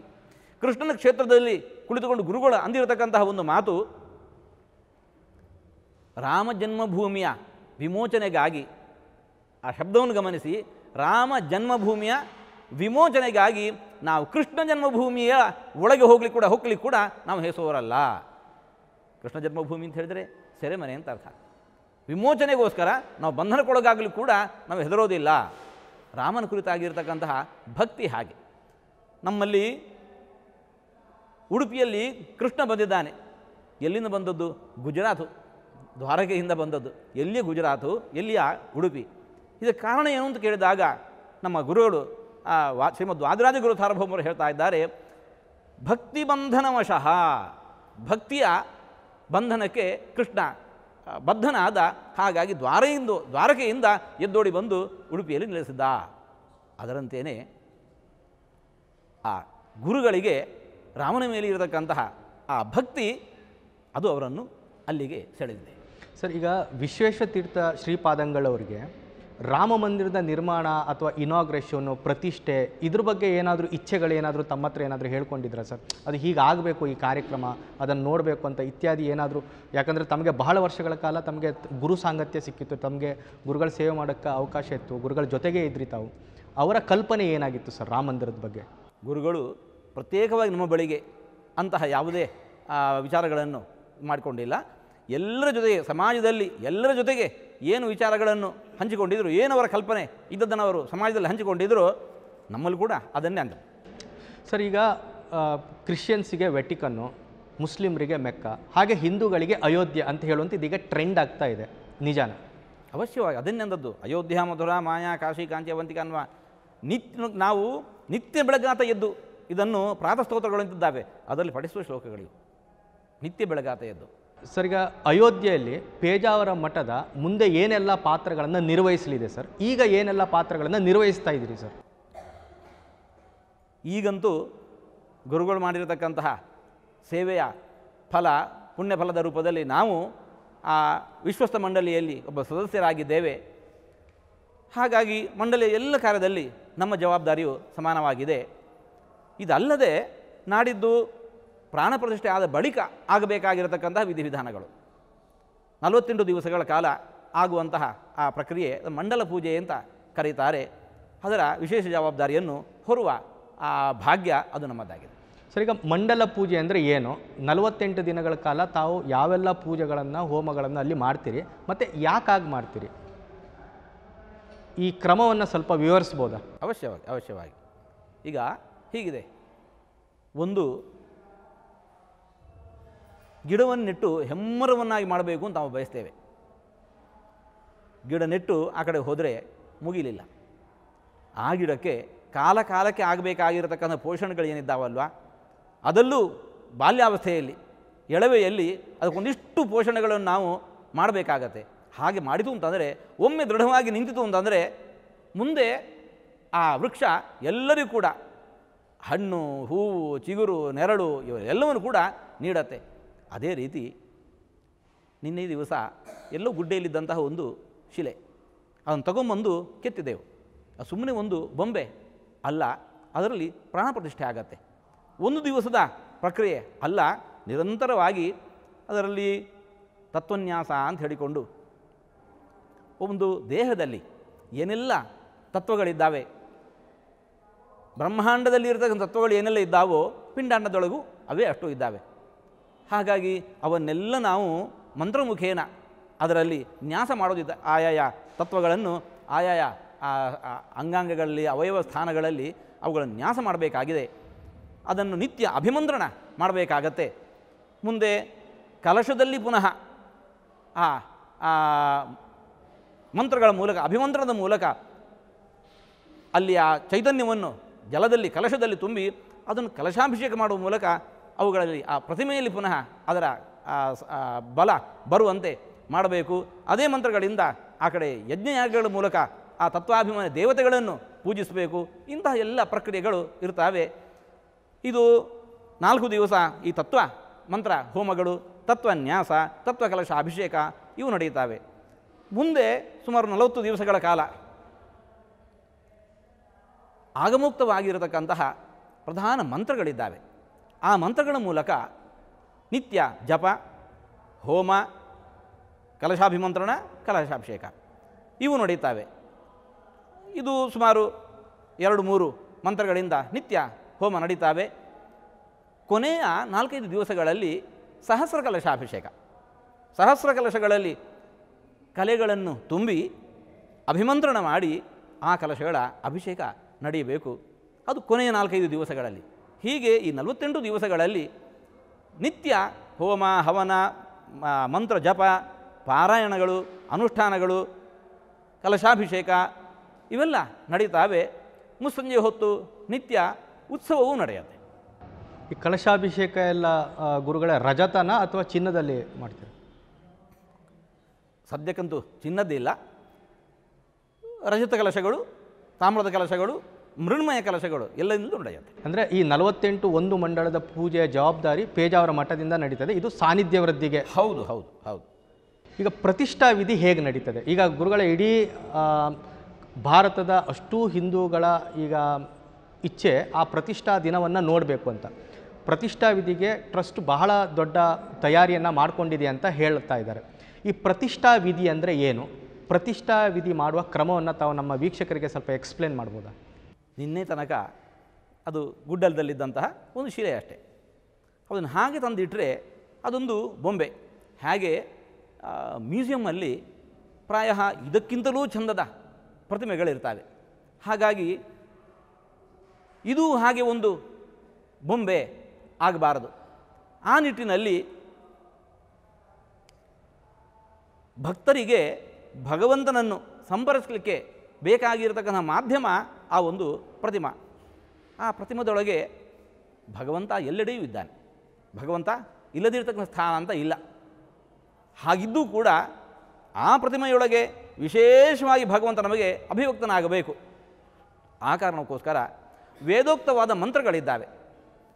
ಆ ವೇದೋಕ್ತವಾದಂತಹ ಮಂತ್ರಗಳ ಮೂಲಕ ಆ ಪ್ರತಿಮೆಯೊಳಗೆ ಆ ಭಗವಂತನನ್ನು ನಾವು ಅಭಿಮಂತ್ರಣ ಮಾಡಿ ಪ್ರತಿಷ್ಠಾ ಅಂತ ಹೇಳಿದರೆ ಸ್ಥಾಪನೆ ಮಾಡುವುದು ಅಂತ ಅರ್ಥ. ಪ್ರತಿಮೆಯ ಒಳಗೆ ಭಗವಂತನ ಸ್ಥಾಪನೆಯೇ ಪ್ರತಿಷ್ಠಾ ಅಂತ ಆಗತ್ತೆ. ಅದನ್ನು ವೇದೋಕ್ತ ಮಂತ್ರದಿಂದ ಮಾಡಬೇಕಾಗತ್ತೆ. ಆ ತತ್ಪೂರ್ವದಲ್ಲಿ ಆ ಪ್ರತಿಮೆಗೂ ಒಂದಿಷ್ಟು ಕ್ರಮಗಳಿದ್ದಾವೆ, ಸಂಸ್ಕಾರಗಳಿದ್ದಾವೆ. ಅದು ಜಲಾಧಿವಾಸ, ಇನ್ನು ಫಲಾಧಿವಾಸ, ಇನ್ನು ಶಯ್ಯಾಧಿವಾಸ, ಹೀಗೆಲ್ಲ ಇದ್ದಾವೆ. ಅವುಗಳನ್ನೆಲ್ಲ ಮಾಡಿ ಈಗ ಪ್ರತಿಮೆ ನಿರ್ಮಾಣ ಮುಗಿದು ಹೋಗಿದೆ. 17ನೆಯ ತಾರೀಕಿನಂದು ಆ ಪ್ರತಿಮೆಯನ್ನು ಮೆರವಣಿಗೆ ಮೂಲಕ ಸರಯೂ ನದಿ ತೀರಕ್ಕೆ ತೆಗೆದುಕೊಂಡು ಹೋಗಿ ಅಲ್ಲಿ ಸರಯೂ ಜಲದಿಂದ ಅಭಿಷೇಕ ಮಾಡಲಾಗತ್ತೆ. ಅಲ್ಲಿಂದ ಮರಳಿ ಮೆರವಣಿಗೆ ಮೂಲಕ ಪುರಪ್ರವೇಶ ಮಾಡಿಸಿ ಮಂದಿರದ ಕಡೆಗೆ ತಗೊಂಬರೋದಾಗತ್ತೆ. ಅಲ್ಲಿ 18ನೆಯ ತಾರೀಕಿನಂದು ಆ ಪ್ರತಿಮೆಯನ್ನು ಸ್ಥಾಪನೆ ಮಾಡೋದು. ಬಳಿಕ ಆವತ್ತಿನಿಂದ ಮೊದಲುಗೊಳ್ಳುತ್ತೆ 3 ದಿವಸದ ಅಧಿವಾಸ ಕಾರ್ಯಕ್ರಮಗಳು. ಜಲಾಧಿವಾಸ, ಇನ್ನು ಶಯ್ಯಾಧಿವಾಸ, ಫಲಾಧಿವಾಸ, ಧಾನ್ಯಾಧಿವಾಸ ಅಂತ ಹೇಳಿಕೊಂಡು 18, 19, 20, 21ನೇ ತಾರೀಕಿನಂದು ಮರುದಿವಸದ ಪ್ರತಿಷ್ಠೆಗೆ ಬೇಕಾಗಿರುವ ಪೂರ್ವ ತಯಾರಿಗಳೆಲ್ಲ ನಡೀತಾವೆ. 22ನೇ ತಾರೀಕಿನಂದು ಆ ಪ್ರಾಣ ಪ್ರತಿಷ್ಠಾ ವಿಧಿ ಆಗಮೋಕ್ತವಾಗಿ ಎಲ್ಲವೂ ಕೂಡ ಸಾಂಗವಾಗಿ ನೆರವೇರ್ತಾರೆ. ಪ್ರಾಣ ಅಂದರೆ ಏನು ಸರ್? ಆ್ಯಕ್ಚುಲಿ ಪ್ರಾಣ ಪ್ರತಿಷ್ಠೆಯಲ್ಲಿ ಈಗ ಅವರು ಇಂತಿಷ್ಟು ಸೆಕೆಂಡ್ ಅಂತ ಹೇಳಿದ್ದಾರೆ. ಅದನ್ನು 58 ಸೆಕೆಂಡು 80 ಸೆಕೆಂಡು, ಈ ಸೆಕೆಂಡಲ್ಲಿ ರಾಮದೇವರ ಪ್ರಾಣ ಪ್ರತಿಷ್ಠೆ ಆಗುತ್ತೆ ಅಂತ. ಈ 80 ಸೆಕೆಂಡಿನ ಸಿಗ್ನಿಫಿಕೆನ್ಸ್ ಏನು ಅಂದರೆ ಆ ಟೈಮಲ್ಲಿ ಏನು ಮಾಡ್ತಾರೆ ಅಂತ? ಹಾಗಿಲ್ಲ. ಆ ಮುಹೂರ್ತ, ಅದೇ ಮುಹೂರ್ತ ಅದು ಅತ್ಯಂತ ಪರಿಶುದ್ಧವಾಗಿರತಕ್ಕಂತಹ ಉತ್ತಮವಾಗಿರೋ ಮುಹೂರ್ತ. ಆ ಕಾಲದಲ್ಲಿ ಪ್ರಾಣ ಪ್ರತಿಷ್ಠೆ ಅಂತ ಹೇಳಿದರೆ ಆ ಭಗವಂತನ ಸನ್ನಿಧಾನವನ್ನು ನಾವಲ್ಲಿ ವಿಶೇಷವಾಗಿ ಅಭಿಮಂತ್ರಣ ಮಾಡೋದು. ಸೂರ್ಯಮಂಡಲದಲ್ಲಿರತಕ್ಕಂತಹ ಆ ಭಗವಂತನ ವಿಶೇಷವಾದ ರೂಪವನ್ನು ನಾವು ಆವಾಹನೆ ಮಾಡಿ ಕರೆದು ಆ ಪ್ರತಿಮೆಯೊಳಗೆ ವಿಶೇಷವಾಗಿ ನೀವು ಸನ್ನಿಹಿತನಾಗಿರು ಅಂತ ಪ್ರಾರ್ಥನೆ ಮಾಡಿ ವೇದೋಕ್ತ ಮಂತ್ರದಿಂದ ಅಭಿಮಂತ್ರಣ ಮಾಡೋದು. ಇದು ಪ್ರಾಣ ಪ್ರತಿಷ್ಠೆ. ಸರ್, ಪ್ರಾಣ ಪ್ರತಿಷ್ಠೆ ನಡೆಯುವ ಸಂದರ್ಭದಲ್ಲಿ ಗರ್ಭಗುಡಿಯಲ್ಲಿ ಯಾರೆಲ್ಲ ಉಪಸ್ಥಿತರಿರ್ತಾರೆ ಸರ್? ಎಷ್ಟು ಜನರಿಗೆ ಅವಕಾಶ ಇರುತ್ತೆ? ಈ ತನಕ ಇದ್ದಂತಹ ವಿಚಾರದಂತೆ 4-5 ಮಂದಿ ಇರ್ತಾರೆ. ಅದರ ವಿಶೇಷವಾಗಿರತಕ್ಕಂತಹ ವಿಚಾರಗಳು ಪುನಃ ಅಲ್ಲಿ ಹೋದಾಗ ನಾಡಿದ್ದು ತಿಳಿಯತ್ತೆ. ಅದ್ರ ಬಗ್ಗೆ ಇವಾಗ ನಾವು ವಿಶೇಷವಾಗಿ ತಿಳಿಯೋದಿಲ್ಲ. ಸರ್, ಈಗ ದಕ್ಷಿಣ ಭಾರತದ ಪ್ರತಿಷ್ಠಾ ವಿಧಿಗೂ ಉತ್ತರ ಭಾರತದ ಪ್ರತಿಷ್ಠಾ ವಿಧಿಗೂ ಏನು ವ್ಯತ್ಯಾಸ ಇದೆ ಗುರುಗಳೇ? ಮತ್ತು ಈಗ ಅಲ್ಲಿ ಯಾವ ರೀತಿಯಲ್ಲಿ ನಡೀತದೆ? ಅಂದರೆ ಉತ್ತರ ಭಾರತದ ಶೈಲಿಯಲ್ಲೇ ನಡೀತದೋ ಅಥವಾ ದಕ್ಷಿಣ ಭಾರತದ ವಿಧಿಯಲ್ಲಿ ನಡೀತದೋ ಅಥವಾ ಮಿಕ್ಸ್ ವಿಧಿಯಲ್ಲಿ ನಡೀತದೋ? ಭಾರತದಲ್ಲಿ ಯಾವುದೇ ಮೂಲೆಯಲ್ಲಿ ಈ ಪ್ರಾಣ ಪ್ರತಿಷ್ಠಾ ವಿಧಿಗಳು ನಡೆಯಲಿ, ಅವೆಲ್ಲವೂ ಕೂಡ ವೇದೋಕ್ತ ಕ್ರಮದಿಂದಲೇ, ಒಂದೇ ಕ್ರಮ ವೇದೋಕ್ತ ಕ್ರಮದಿಂದಲೇ ನಡೆಯುತ್ತವೆ. ಅದರ ಆ ಕಡೆ ಈ ಕಡೆ ಸ್ವಲ್ಪ ಕೆಲವು ಕ್ರಮಗಳು ಬದಲಾಗ್ಬೋದೇ ಹೊರತಾಗಿ ಮೂಲ ಮಂತ್ರಗಳಿರಬಹುದು, ಅವ ಷೋಡಶೋಪಚಾರ ಉಪಚಾರಗಳ ಪೂಜೆಗಳ ಕ್ರಮ ಇರಬಹುದು, ಅವೆಲ್ಲವೂ ಕೂಡ ಏಕರೂಪವಾಗಿ ಇರುತ್ತವೆ. ಆಗಮೋಕ್ತ ರೀತಿಯಲ್ಲಿ ನಮಗೆಲ್ಲರಿಗೂ ಕೂಡ ವೇದ ಅನ್ನತಕ್ಕಂತಹದ್ದು ಮೂಲ ಆಧಾರ ಆ ವೇದೋಕ್ತ ಕ್ರಮದಲ್ಲಿ ನಡೆಯುತ್ತೆ. ಮತ್ತು ನಾಡಿದ್ದಲ್ಲಿ ಮಾಡುವವರು ಕೂಡ ಅವರು ಇರೋದು ಉತ್ತರ ಭಾರತದ ಕಾಶಿಯಲ್ಲೇ ಆಗಿದ್ದರೂ ಕೂಡ ಅವರು ದಕ್ಷಿಣದ ದೀಕ್ಷಿತರ ಕುಟುಂಬದವರು. ಹಾಗಾಗಿ ವೇದೋಕ್ತ ಕ್ರಮದಲ್ಲೇ ಅದು ನಡೆಯುತ್ತೆ. ಸ್ವಾಮೀಜಿಯವರಿಗೆ ದಕ್ಷಿಣ ಭಾರತದಲ್ಲಿ ಯಾವುದೇ ಒಂದು ದೇವಸ್ಥಾನದಲ್ಲಿ ಪ್ರಾಣ ಪ್ರತಿಷ್ಠೆ ಆಗಬೇಕಾದ್ರೂ ಈ ಚಿನ್ನದ ಸೂಜಿಯಿಂದ ದೇವರ ಕಣ್ಣಿನ ಈ ಬಿಂಬವನ್ನು ಬಿಡಿಸುವಂಥ ಒಂದು ಕ್ರಮ, ಇದಕ್ಕೆ ಏನೋ ನಿರೀಕ್ಷೆ ಅಂತ ಏನೋ ಹೇಳ್ತಾರೆ, ನೇತ್ರೋನ್ಮೀಲನ ಅಂತ ಕರೀತಾರೆ. ನೇತ್ರೋನ್ಮೀಲನ ಈ ಕ್ರಮನೂ ಸಹ ಅಲ್ಲಿ ಇರ್ತದ? ಹೌದೌದು, ಇರುತ್ತೆ. ಈಗ ತಾವು ಟ್ರಸ್ಟಿಂದ ದೀಕ್ಷಿತರಂತ ಒಬ್ಬರನ್ನು ಪ್ರಾಣ ಪ್ರತಿಷ್ಠೆಗೆ ನೇಮಕ ಮಾಡಿದ್ರಿ. ಸೊ ಈ ಅರ್ಚಕರನ್ನು ನೇಮಕ ಮಾಡುವಾಗ ಯಾವೆಲ್ಲ ಮಾನದಂಡವನ್ನು ಅನುಸರಿಸಿ ಟ್ರಸ್ಟ್ ಇವರನ್ನು ನೇಮಕ ಮಾಡುತ್ತೆ ಸರ್? ಹೀಗಿದೆ, ಅಲ್ಲಿ ಈ ತನಕವೂ ಕೂಡ ಪೂಜೆ ಮಾಡ್ತಾ ಇದ್ದಂತಹ ಕ್ರಮ ಅದು ರಾಮಾನಂದ ಸಂಪ್ರದಾಯ ಅಂತ ಹೇಳಿಕೊಂಡು ವೈದಿಕ ಕ್ರಮವೇ. ಅಲ್ಲಿನ ಆ ಗುಂಪಿಗೆ ಆ ರಾಮಾನಂದ ಸಂಪ್ರದಾಯ ಏನಿದೆ ಅದನ್ನು ರಾಮಾನಂದ ಸಂಪ್ರದಾಯ ಅಂತ ಕರೀತಾರೆ. ರಾಮಾನಂದ ಅಂತಕ್ಕಂಥ ಗುರುಗಳ ಪರಂಪರೆಯಲ್ಲಿ ಬಂದಿರತಕ್ಕಂತಹ ಸಂಪ್ರದಾಯ ಅದು ರಾಮಾನಂದ ಸಂಪ್ರದಾಯ ಅಂತ ಹೇಳಿಕೊಂಡು ವೈದಿಕ ಕ್ರಮವೇ. ಅವರ ಗುಂಪಲ್ಲಿ ಬಂದಿದೆ ಎಂಬ ಕಾರಣಕ್ಕೋಸ್ಕರ ರಾಮಾನಂದ ಸಂಪ್ರದಾಯ ಅಂತ ಕರೆಯೋದು. ಈ ತನಕ ಕೂಡ ಆ ಸಂಪ್ರದಾಯದವರಿಂದಲೇ ಪೂಜೆ ನಡೀತಾ ಇದ್ದದ್ದು. ಇವಾಗ ಮಾತ್ರ ಅದನ್ನು ಬದಲಿಸೋದು ಬೇಡ ಅಂತ ಹೇಳಿಕೊಂಡು ಆ ಸಂಪ್ರದಾಯದ ಮೂಲಕವೇ ಆ ಪೂಜೆಗಳು ನಡೀತಾವೆ. ವೈದಿಕ ಕ್ರಮದಿಂದೇನು ನಡೆಯುತ್ತೆ. ಸರ್, ಈಗ ಶಿಲೆಯ ಪಾವಿತ್ರತೆ ಮತ್ತು ಗುಣಮಟ್ಟವನ್ನು ಈಗ 3 ಶಿಲೆಯನ್ನು ಕೆತ್ತಿದ್ದಾರೆ ಅಂತ ಹೇಳಿದ್ದಾರೆ. ಇದರಲ್ಲೀಗ ಯಾರು ಕೆತ್ತಿರುವಂಥದ್ದು ಫೈನಲೈಸ್ ಆಗಿದೆ, ಇದ್ರ ಬಗ್ಗೆ ಏನಾದರೂ ಮಾಹಿತಿ ಇದೆಯಾ ಗುರುಗಳೇ? ಒಂದು ಬಿಳಿ ಶಿಲೆ, ಅಮೃತ ಶಿಲೆ, ಹಾಗೂ 2 ನಮ್ಮ ಇಲ್ಲಿನ ಕರ್ನಾಟಕದ ಕರಿಶಿಲೆಗಳು ಇಂದ ಪ್ರತಿಮೆ ಮಾಡಲಾಗಿದೆ. ಕಳೆದ ಡಿಸೆಂಬರ್ ಕೊನೆಯಲ್ಲಿ ಟ್ರಸ್ಟಿಗಳೆಲ್ಲರೂ ಕೂಡ ಸೇರಿಕೊಂಡು ಮತ ಹಾಕಿದ್ದಾರೆ ಯಾವ ಪ್ರತಿಮೆ ಆಗಬಹುದು ಅಂತ ಹೇಳಿಕೊಂಡು. ಅದರ ಘೋಷಣೆ ಇನ್ನೂ ಆಗಿಲ್ಲ. ಪ್ರಾಯ ಅದು 17ನೇ ತಾರೀಕಿನಂದೇ ಅದರ ಘೋಷಣೆ ಆಗತ್ತೆ. ಆಯ್ಕೆಗೊಂಡಂತಹ ಪ್ರತಿಮೆ ಯಾವುದು ಅಂತ ಹೇಳಿಕೊಂಡು ಸ್ಥಾಪನೆ ಮಾಡುವ ಹಾಗೆ ಎಲ್ಲರಿಗೂ ತಿಳಿಯದು. ಗುರುಗಳೇ, ಈಗ ಬಾಲ ರಾಮಲಲ್ಲ ಅಥವಾ ರಾಮ ಶಿಶು ರೂಪದಲ್ಲಿ ಇರ್ತಕ್ಕಂಥ ರಾಮನ ಈಗ ತಾವು ಮೂರ್ತಿ ನೋಡಿದಿರೋ ಹೇಗೆ? ಹೌದು ಹೌದು. ಆ ಸ್ವರೂಪ ಹೇಗಿದೆ ರಾಮನ ಮೂರ್ತಿಯದಂತ ತಾವು ಎಕ್ಸ್ಪ್ಲೇನ್ ಮಾಡ್ಬೋದಾ? ಏನಿದೆ, ಅವನು ಏನೆಲ್ಲ ಇಟ್ಕೊಂಡಿದ್ದಾನೆ, ಯಾವ ಸ್ವರೂಪದಲ್ಲಿದೆ, ಎಷ್ಟು ಉದ್ದ ಇದೆ? ಸುಮಾರು 4-5 ವರ್ಷ ಪ್ರಾಯದ ರಾಮನ ಬಿಂಬ ಅಲ್ಲಿ ಆ ಮುಖದಲ್ಲಿ ಆ ದೇಹದ ಲಕ್ಷಣ ಹಾಗಿರಬೇಕು ಅಂತ ಯಾರು ಪ್ರತಿಮಾ ನಿರ್ಮಾತೃಗಳಿಗೇನೆ ಕೊಟ್ಟಿರತಕ್ಕಂತಹ ನಿರ್ದೇಶನ. ಯಾಕೆಂತಂದರೆ ರಾಮ ಮಂದಿರ ಸಾಕಷ್ಟು ಇದ್ದಾವೆ, ಇದು ರಾಮ ಜನ್ಮಭೂಮಿ. ಇಲ್ಲಿ ಹಿಂದಿಲಿಂದಲೂ ಕೂಡ ಅಲ್ಲಿ ಇರುವಂತಹದ್ದು ರಾಮಲಲ್ಲ ರಾಮಲಲ್ಲ ಅಂತ ಹೇಳಿಕೊಂಡು, ಅಂದರೆ ಬಾಲ ರಾಮ ಅಂತ ಅರ್ಥ, ಬಾಲರಾಮ ಅಂತ ಅರ್ಥ. ಹಾಗಾಗಿ ಈ ರಾಮನ ಮೂರ್ತಿಯು ಕೂಡ ಇದು ಬಾಲರಾಮನ ರೂಪದಲ್ಲಿ ಇರಬೇಕು. ಸುಮಾರು 5 ವರ್ಷದ ವಯಸ್ಸಿನ ಮೂರ್ತಿ ಇರಬೇಕು. ಆ ಏನು ನೋಡುಗರಿಗೆ ಇದು 5 ವರ್ಷದ ರಾಮ ಅಂತ ಕಾಣುವ ಹಾಗೆ ಇರಬೇಕು. ಇನ್ನು ಅಂದರೆ ನಿಂತ್ಕೊಂಡಿದೆಯಾ? ನಿಂತುಕೊಂಡಿರುವಂತಹದ್ದು ಸುಮಾರು 4.5 ಫೀಟು ಎತ್ತರದ ಅಡಿ ಎತ್ತರದ ಪ್ರತಿಮೆ ಇರುತ್ತೆ. ನಿಂತ ಭಂಗಿಯಲ್ಲಿ ರಾಮದೇವರಿದ್ದಾರೆ. ನಿತ್ಯ ಪೂಜೆಯ ವಿಧಿಗಳೆಲ್ಲ ಏನಾದರೂ ನಿರ್ಧಾರಿತ ಆಗಿದೆಯಾ? ಇನ್ನು ಮುಂದೆ ಅಲ್ಲಿ ಏನು ನಿತ್ಯ ಪೂಜೆಗಳೆಲ್ಲ ಇರ್ತದೆ? ಈ ರಾಮಾನಂದ ಸಂಪ್ರದಾಯ ಅಂತ ಏನಿದೆ ಅಲ್ಲಿ ಇರುವ ಕ್ರಮದಂತೆ ಷೋಡಶೋಪಚಾರ ಪೂಜೆಗಳಿಂದ ಪೂಜೆಯೇ ಪೂಜೆ ಅಂತಂದರೆ ಷೋಡಶೋಪಚಾರ ಪೂಜೆಗಳು ಅದಕ್ಕೆಲ್ಲ ಕ್ರಮ ವಿಧಾನ ಎಲ್ಲವನ್ನು ಕೂಡ ನಿರ್ದೇಶನಗೊಳಿಸಲಾಗಿದೆ. ಹಾಗೂ ಇನ್ನು ಮುಂದೆ ಯಾರು ಪೂಜೆ ಮಾಡುವವರಿದ್ದಾರೆ ಅಂತಹ ಒಂದು 10-20 ವಿದ್ಯಾರ್ಥಿಗಳು ಅಂತ ಹೇಳಿದರೆ ವಿದ್ವಾಂಸರೇ, ಅವರನ್ನು ಆಯ್ಕೆ ಮಾಡಿ ಅವರಿಗೆ ಈ ಪಾಠದ ಕ್ರಮವನ್ನು ವಿಶೇಷವಾಗಿ ತರಬೇತಿ ಕೊಡ್ತಾ ಇದ್ದೇವೆ. ನಾಡಿದ್ದರ ಅವರು ಆ ವ್ಯಕ್ತಿಗಳಿದ್ದಲೇನೆ ಅದರಲ್ಲಿ ಯಾರು ತೇರ್ಗಡೆಗೊಳ್ತಾರೆ, ವಿಶೇಷವಾಗಿ ಯಾರು ಅಂಗವನ್ನು ಪಡೆಯುತ್ತಾರೆ, ಅವರ ಮೂಲಕ ಅಲ್ಲಿ ಪೂಜೆಯ ನಿರ್ವಹಣೆಯಲ್ಲಿ ನಡೆಯುತ್ತೆ. ಈಗ ಸ್ವಾಮೀಜಿಯವರಿಗೆ ನಮ್ಮ ದೇಶದ ಕೆಲವು ತೀರ್ಥಕ್ಷೇತ್ರಗಳಲ್ಲಿ ನೇರವಾಗಿ ಭಕ್ತರೇ ಹೋಗಿ ಪೂಜೆ ಮಾಡುವಂಥ ಅವಕಾಶಗಳನ್ನು ಕೆಲವು ದೇವಸ್ಥಾನಗಳು ಅವಕಾಶ, ಈಗ ಫಾರ್ ಎಕ್ಸಾಂಪಲ್ ಗೋಕರ್ಣಕ್ಕೆ ಹೋದರೆ ಅಥವಾ ಕಾಶಿಗೆ ಹೋದರೆ ಯಾರು ಲಿಂಗಕ್ಕೆ ಅವರು ಹಾಲನ್ನು ಹಾಕ್ಬೋದು.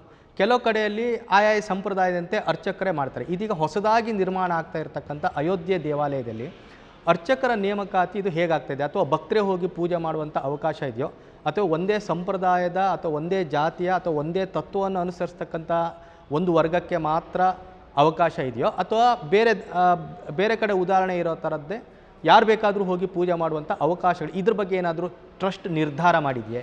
ಹೌದು ಹೌದು. ಬೇರೆ ಕಡೆ ಅಂತ ಹೇಳಿದರೆ ನಿಮಗೆ ಎಲ್ಲರೂ ಹೋಗಿ ಪೂಜೆ ಮಾಡುವಂಥ ಅವಕಾಶ ಇರುವಂಥದ್ದು ಹೇಳಿ ನೀವೇ ತಾನೇ ಉಲ್ಲೇಖ ಮಾಡಿದಂತೆ 2 ಕಡೆ ಮಾತ್ರ, ವಿಶಿಷ್ಟವಾದಂತಹ 2 ಕಡೆ ಮಾತ್ರ. ಈ ಪಂಡ್ರಾಪುರದಲ್ಲಿ ಕೂಡ ಹಿಂದೆ ಎಲ್ಲರೂ ಕೂಡ ಪಾದ ಮುಟ್ಟಿ ನಮಸ್ಕರಿಸಬಹುದು ಅನ್ನುವಂತಹ ಒಂದು ವಾಡಿಕೆ ಇತ್ತು. ಎಲ್ಲರೂ ಮುಟ್ಟಿ ಆ ಪಾದವೇ ಸವಯುವಂತಹ ಪ್ರಸಂಗ ಬಂದಾಗ ಇನ್ನು ಮುಂದೆ ಬೇಡ ಅಂತ ಹೇಳಿಕೊಂಡು ಅದನ್ನು ತಡೆದದ್ದು ಇದೆ. ಆದರೆ ಇಲ್ಲಿ ಹೀಗೆ ಎಲ್ಲರೂ ಒಂದು ಮುಟ್ಟಿ ಪೂಜೆ ಮಾಡುವ ಕ್ರಮ ಇಲ್ಲ. ಯಾರು ಆ ಸಂಪ್ರದಾಯದಲ್ಲಿ ಬಂದವರಿದ್ದಾರೆ, ಹಾಗಾಗಿ ಯಾರನ್ನಲ್ಲಿ ನಾವು ನಾಡಿದ್ದು ಆಯ್ಕೆ ಮಾಡ್ತೇವೆ ಅವರಷ್ಟೇ ಆ ಪೂಜಾ ವಿಧಿಗಳನ್ನೆಲ್ಲ ನೆರವೇರಿಸ್ತಾರೆ. ಎಲ್ಲರೂ ಒಂದು ಮುಟ್ಟಿ ಪೂಜೆ ಮಾಡುವಂತಹ ಆ ಕ್ರಮ ಅಲ್ಲಿಲ್ಲ. ಸರ್, ಈಗ ಉತ್ತರ ಭಾರತಕ್ಕೆ ಈಗ ಕರ್ನಾಟಕದಿಂದಾಗಲಿ ಅಥವಾ ದೇಶದ ಯಾವುದೇ ಮೂಲೆಯಿಂದಾಗಲಿ ಒಬ್ಬ ಭಕ್ತ ಹೋಗಬೇಕಾದ್ರೆ ಒಂದು ಟ್ರಾವೆಲ್ ಗೈಡ್ ಅಂತ ಒಂದು ಮಾಡ್ತಾರೆ. ಅಂದರೆ ಅಲ್ಲಿ ಹೋಗಿ ಏನು ಮಾಡಬೇಕು ಅಂತ. ಈಗ ಅಯೋಧ್ಯೆ ಈಗ ಹೊಸದಾಗಿ ಶುರು ಆಗ್ತಾ ಇರತಕ್ಕಂತಹ ತೀರ್ಥಕ್ಷೇತ್ರ ಆಗಿರೋದ್ರಿಂದ ಅಲ್ಲಿ ಹೋಗಿ ಏನು ಮಾಡಬೇಕು ಅಂತ ಹೇಳುವಂಥದ್ದು ಯಾರಿಗೂ ಐಡಿಯಾ ಇಲ್ಲ. ತಾವು ಆ ಟ್ರಸ್ಟ್ನಲ್ಲಿದ್ದೀರಿ, ಒಬ್ಬ ವ್ಯಕ್ತಿ ಅಥವಾ ಒಬ್ಬ ಭಕ್ತ ರಾಮನನ್ನು ನೋಡಬೇಕು ಅಂತ ಅಯೋಧ್ಯೆಗೆ ಹೋದರೆ ಅಯೋಧ್ಯೆಯ ನೆಲದಲ್ಲಿ ಇಳಿದ ಮೇಲೆ ಆತ ಏನೆಲ್ಲ ಮಾಡಬೇಕು ಅಂತ ಹೇಳುವಂಥದ್ದು ತಮ್ಮ ಅಭಿಪ್ರಾಯ? ಅಂದರೆ ಶಾಸ್ತ್ರ ಏನು ಹೇಳುತ್ತೆ ಅಂತ ಹೇಳೋದು? ನಿತ್ಯವೂ ರಾಮನಾಮ ಮಂತ್ರ ಜಪ ಅದಲ್ಲಿ ಹೋಗೋದಕ್ಕೋಸ್ಕರ ಅಲ್ಲ, ಅಲ್ಲಿ ಹೋಗದೇ ಇರಲಿ, ನಿತ್ಯ ನಾವು ರಾಮಮಂತ್ರ ಜಪ ಮಾಡ್ತಾ ಇರಬೇಕು. ಹಿಂದೆಲ್ಲ ನಾವು ನಮ್ಮ ಎಳವೆಯಲ್ಲಿ ಸಣ್ಣವರಿರುವಾಗ ಯಾವುದೇ ಮನೆಗಳಲ್ಲಿ ನಾವು ಕಾಣ್ತಾ ಇದ್ದದ್ದು ಮುಸ್ಸಂಜೆ ಹೊತ್ತಿಗೆ ಮನೆ ಮಂದಿಯ ಮಕ್ಕಳೆಲ್ಲ ದೇವರ ಮನೆ ಮಂದಿ ಕುಳಿತುಕೊಂಡು 108 ಬಾರಿ ರಾಮನಾಮ ಜಪ ಮಾಡಬೇಕು. ಶ್ರೀರಾಮ ಜಯ ರಾಮ ಜಯ ಜಯ ರಾಮ ರಾಮ ಅಂತ ಹೇಳಿಕೊಂಡು ರಾಮನನ್ನು ನೆನಪಿಸ್ಕೋಬೇಕು. ಇಲ್ಲಿ ಹೀಗೆ ಪ್ರಾರಂಭವಾದದ್ದು.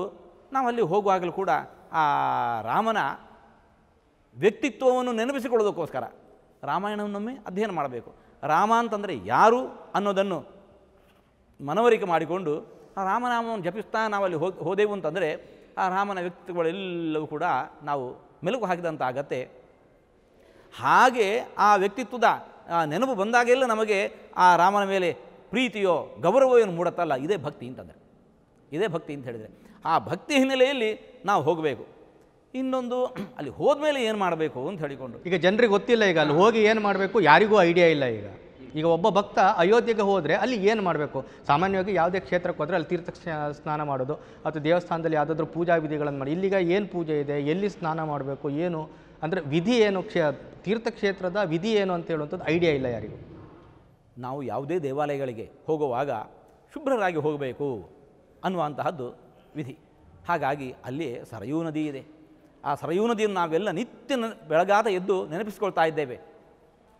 ಗಂಗಾ ಸಿಂಧು ಸರಸ್ವತಿ ಚ ಯಮುನಾ ಗೋದಾವರಿ ನರ್ಮದಾ ಕೃಷ್ಣ ಭೀಮರಥಿ ಚ ಫಲ್ಗು ಸರಯೂ ಶ್ರೀಗಂಡಕಿ ಗೋಮತಿ ಅಂತ ಹೇಳಿಕೊಂಡು ನಿತ್ಯ ನಾವು ಆ ಸರಯೂ ನದಿಯನ್ನು ನೆನಪಿಸ್ಕೊಳ್ತಾ ಇದ್ದೇವೆ. ಹಾಗಾಗಿ ಮೊದಲಾಗಿ ಹೋಗಿ ಅಲ್ಲಿ ಸರಯೂ ನದಿ ಸ್ನಾನವನ್ನು ಮಾಡಬೇಕು. ಶುಚಿರ್ಭೂತರಾಗಿ ದೇವಾಲಯದ ಪ್ರವೇಶ ಮಾಡಬೇಕು. ಅಲ್ಲಿ ನಾವು ಸಾಮಾನ್ಯವಾಗಿ ದೇವಾಲಯಗಳಿಗೆ ಹೋದಾಗ ನಮ್ಮ ಶಕ್ತಿ ಸಾಮರ್ಥ್ಯಗಳಿಗೆ ಅನುಗುಣವಾಗಿ ಏನಾದರೂ ಸೇವೆ ಮಾಡಬೇಕು ಅಂತಿರುತ್ತೆ. ಯಾವುದೇ ದೇವಾಲಯದಲ್ಲಿ ಸೇವಾ ಲಿಸ್ಟ್ ಅಂತಿರುತ್ತೆ. ನಮ್ಮ ಸಾಮರ್ಥ್ಯಗಳಿಗೆ ಅನುಗುಣವಾಗಿ ನಾವು ಸೇವೆ ಮಾಡ್ತೇವೆ. ಆದರೆ ಇಲ್ಲಿ ಅಯೋಧ್ಯೆಯಲ್ಲಿ ಅಂತಹ ಯಾವುದೇ ಸೇವಾ ಲಿಸ್ಟ್ ಇರೋದಿಲ್ಲ. ಏನು ಮಾಡಬೇಕು? ಸೇವೆ ಮಾಡಬೇಕು. ಏನು ಸೇವೆ ಅಂತಂದರೆ ಅಲ್ಲಿ ಹೋದ ಮೇಲೆ ಮಾಡೋದಲ್ಲ, ಸೇವೆ ಮಾಡಿಕೊಂಡೇ ಅಲ್ಲಿ ಹೋಗಿ ರಾಮದೇವರಿಗೆ ಅರ್ಪಿಸೋದು. ಏನು ಸೇವೆ? ರಾಮದೇವರ ವ್ಯಕ್ತಿತ್ವವನ್ನೊಮ್ಮೆ ನಾವು ಗಮನಿಸೋಣ. ರಾಮನಿಗೆ ಲಕ್ಷ್ಮಣ ಅಂದ, ರಾವಣ ಸಂಹಾರ ಎಲ್ಲ ಮುಗಿದು ಹೋಯಿತು, ಈಗ ಎಲ್ಲರೂ ಎದ್ದು ಅಯೋಧ್ಯೆಗೆ ಹೊರಡಬೇಕು. ಲಕ್ಷ್ಮಣ ಬಂದು ಹೇಳ್ತಾ ಇದ್ದಾರೆ, ಅಣ್ಣ ನಾವು ಅಯೋಧ್ಯೆಗೆ ಹೋಗೋದು ಬೇಡ, ಇಲ್ಲೇ ಇದ್ದು ಬಿಡೋಣ. ಯಾಕಪ್ಪ? ಇಲ್ಲ, ಇದು ಸುವರ್ಣಮಯವಾಗಿರುವ ಲಂಕೆ, ನಮ್ಮ ಅಯೋಧ್ಯೆ ಹಾಗಿಲ್ಲ, ಹಾಗೆ ನಾವು ಇಲ್ಲೇ ಇದ್ದು ಬಿಡೋಣ, ಇಲ್ಲಿಂದಲೇ ಬೇಕಾದರೆ ಅದನ್ನು ಅಯೋಧ್ಯೆಯನ್ನು ಆಳೋಣ. ಆ ಹೊತ್ತಿಗೆ ರಾಮದೇವರನ್ನುವ ಮಾತು ತಮ್ಮ ಇಲ್ಲ. ಅಪಿ ಸ್ವರ್ಣಮಯೀ ಲಂಕಾ ನಮೇ ಲಕ್ಷ್ಮಣ ರೋಚತೆ ಜನನೀ ಜನ್ಮಭೂಮಿಶ್ಚ ಸ್ವರ್ಗಾದಪಿ ಗರಿಯಸಿ. ಶ್ರೀರಾಮಚಂದ್ರ ಬಂಗಾರಕ್ಕೆ ಮೋಹಗೊಳ್ಳಿಲ್ಲ. ಅವನಂದ, ನಮ್ಮ ಮಾತೆ, ನಮ್ಮ ಮಾತೃಭೂಮಿ ಸ್ವರ್ಗಕ್ಕಿಂತಲೂ ಮಿಗಿಲು. ರಾಮ, ನಿನಗೆರಡು ಆಯ್ಕೆ, ನಿನ್ನ ಮಾತೆ ಬೇಕೋ ಸ್ವರ್ಗ ಬೇಕೋ, ಎರಡರಲ್ಲಿ ಒಂದನ್ನು ಆಯ್ದುಕೋಬೇಕು. ನಿನಗೆ ನಿನ್ನ ಮಾತೃಭೂಮಿ ಬೇಕೋ ಸ್ವರ್ಗ ಬೇಕೋ, ಎರಡರಲ್ಲಿ ಒಂದನ್ನು ಆಯ್ದುಕೋ ಅಂತ ನನ್ನ ಮೇಲೆ ಯಾರಾದರೂ ಆಯ್ಕೆಯನ್ನು ಇಟ್ಟದ್ದಾದರೆ ನಾ ಆಯ್ದುಕೊಳ್ಳೋದು ಸ್ವರ್ಗವನ್ನಲ್ಲ, ನಮ್ಮ ಮಾತೆಯನ್ನು, ಮಾತೃಭೂಮಿಯನ್ನು. ಹಾಗಿರುವಾಗ ಈ ಲಂಕೆ ಏನು? ಸ್ವರ್ಗವೇ ನನಗೆ ನನ್ನ ತಾಯಿಯ ಮುಂದೆ, ಮಾತೃಭೂಮಿಯ ಮುಂದೆ ತೃಣ ಸಮಾನ ಅಂತಂದ ಮೇಲೆ ಈ ಮಾತಿನ ಮೂಲಕ ರಾಮದೇವರು ಏನಂದರು? ನನಗಿಂತಹ ಸುವರ್ಣ ಕಾಣಿಕೆ ಇದ್ಯಾವುದು ಬೇಕಾಗಿಲ್ಲ. ದೇಶದ ಮೇಲೆ ಎಷ್ಟು ಭಕ್ತಿ, ದೇಶಭಕ್ತಿಯನ್ನು ಶ್ರೀರಾಮಚಂದ್ರ ಈ ಮಾತಿನ ಮೂಲಕ ತೋರಿಸಿಕೊಟ್ಟ. ಹಾಗಾಗಿ ನಾವೆಲ್ಲರೂ ಗಮನಿಸಬೇಕಾದ್ದು ರಾಮಭಕ್ತಿ ಬೇರೆ ಅಲ್ಲ, ದೇಶಭಕ್ತಿ ಬೇರೆ ಅಲ್ಲ. ರಾಮನ ಆದರ್ಶ ನಾವು ಪರಿಪಾಲಿಸಬೇಕು. ರಾಮಭಕ್ತಿ ಬೇರೆ ಅಲ್ಲ, ದೇಶಭಕ್ತಿ ಬೇರೆ ಅಲ್ಲ. ಆದ್ದರಿಂದಲೇ ದೇಶ ಸೇವೆ ಬೇರೆ ಅಲ್ಲ, ರಾಮ ಸೇವೆ ಬೇರೆ ಅಲ್ಲ. ದೇಶ ಸೇವೆ ಬೇರೆ ಅಲ್ಲ, ರಾಮ ಸೇವೆ ಬೇರೆ ಅಲ್ಲ.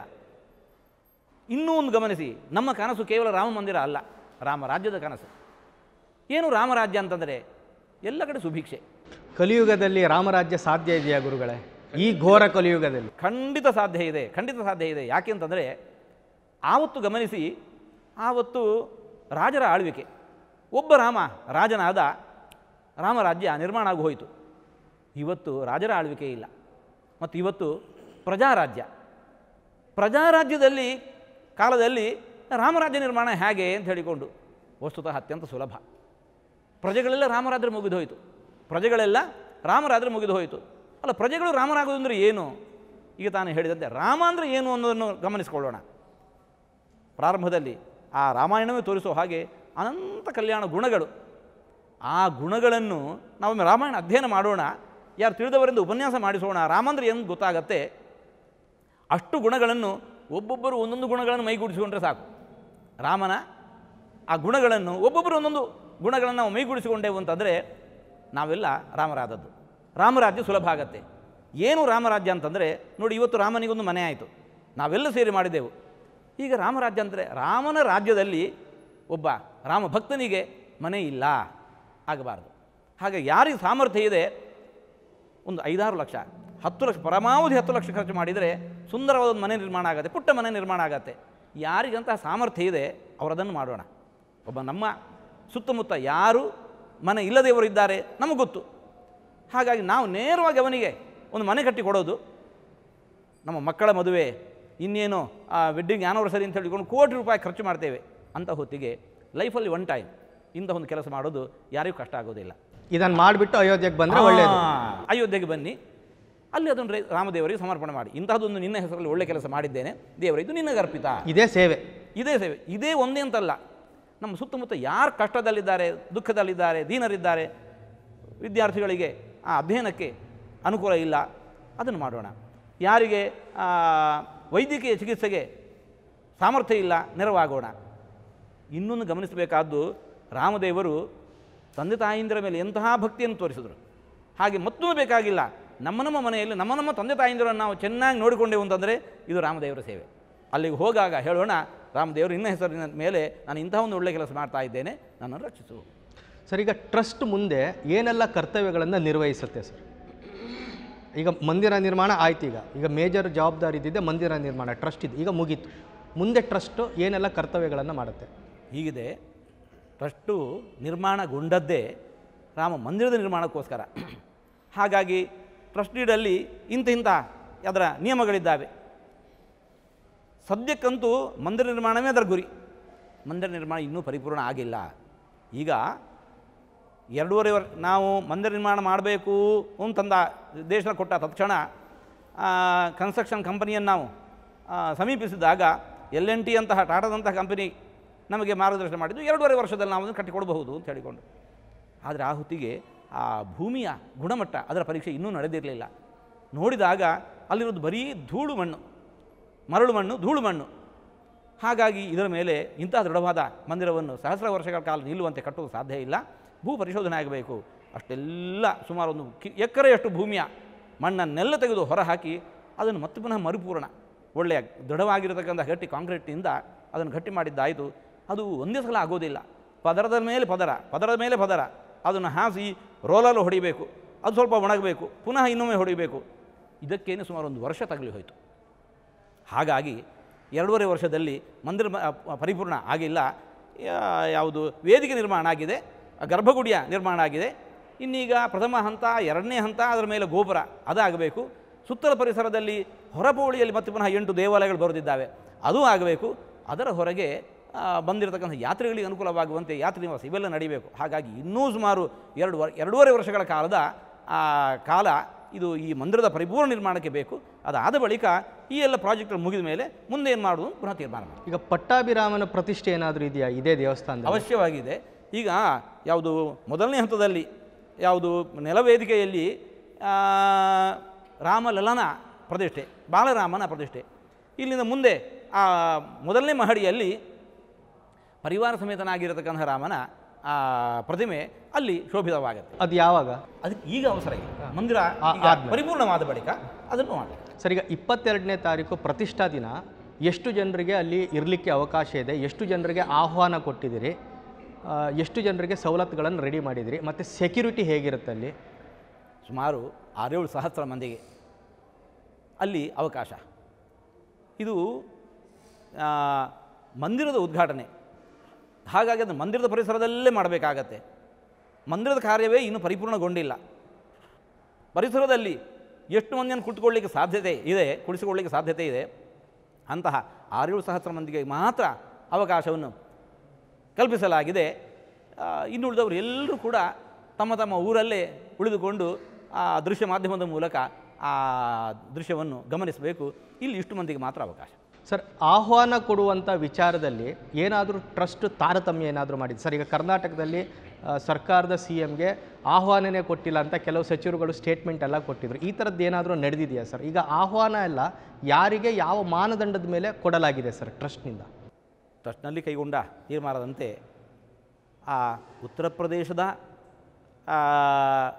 ಮುಖ್ಯಮಂತ್ರಿಗಳು ಯಾರಿದ್ದಾರೆ ಅವರು ಒಬ್ಬರನ್ನೇ ಕರೆದದ್ದು ಹೊರತು ಇನ್ಯಾವ ಮುಖ್ಯಮಂತ್ರಿಗಳನ್ನು ಕೂಡ ಕರೆದಿಲ್ಲ. ಹಾಗಾಗಿ ಇಲ್ಲಿ ತಾರತಮ್ಯಕ್ಕೆ ಅವಕಾಶ ಇದೆ ಎನ್ನುವ ಮಾತಿಗೆ ಅವಕಾಶವೇ ಇಲ್ಲ. ಇನ್ನು ಲಕ್ಷಾಂತರ ಮಂದಿ, ಕೋಟ್ಯಂತರ ಮಂದಿ ಇದ್ದಾರೆ. ಹಾಗಾಗಿ ಪ್ರಾತಿನಿಧಿಕ ನೆಲೆಯಲ್ಲಿ ಸನ್ಯಾಸಿಗಳು, ಸಂತರು, ಮಠಾಧೀಶರು, ಇನ್ನು ಗಣ್ಯ ವ್ಯಕ್ತಿಗಳು ಯಾರೆಲ್ಲ ಇದ್ದಾರೆ ಆ ಪ್ರಾತಿನಿಧಿಕ ನೆಲೆಯಲ್ಲಿ ಕೆಲವರನ್ನು ಕರೆದದ್ದು ಇದು ಆ ಆಹ್ವಾನಕ್ಕೆ ಕೈಗೊಂಡಿರತಕ್ಕಂತಹ ಸೂತ್ರಗಳು.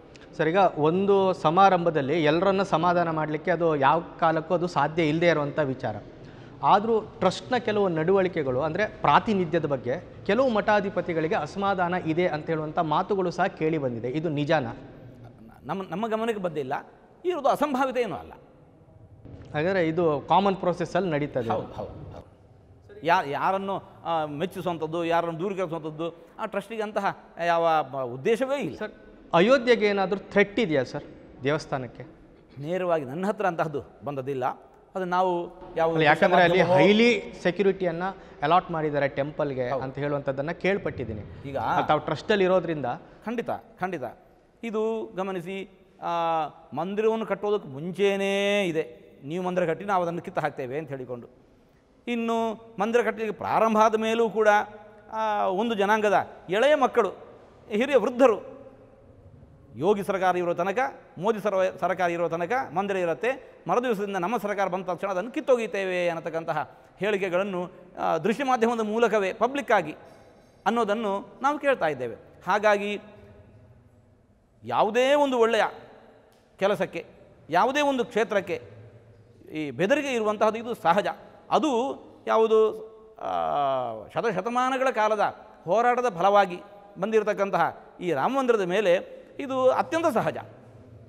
ಹಾಗಾಗಿ ಇನ್ನು ನಾಡಿದ್ದಂತೂ ನಮ್ಮ ಪ್ರಧಾನಮಂತ್ರಿಗಳವರು ಬರುವ ನಿರೀಕ್ಷೆ ಅಲ್ಲ, ಬರ್ತಾರೆ. ಆದ್ದರಿಂದಾಗಿ ಅದಕ್ಕೆ ಬೇಕಾಗಿರತಕ್ಕಂಥ ಏರ್ಪಾಡುಗಳು, ವಿಶೇಷವಾಗಿ ಇರತಕ್ಕಂತಹ ಆ ರಕ್ಷಣಾ ಏರ್ಪಾಡುಗಳು ನಡೀತಾರೆ. ಮಾಮೂಲಿ ದಿನದಲ್ಲೂ ಸೆಕ್ಯೂರಿಟಿ ನಡೆಯುತ್ತೆ.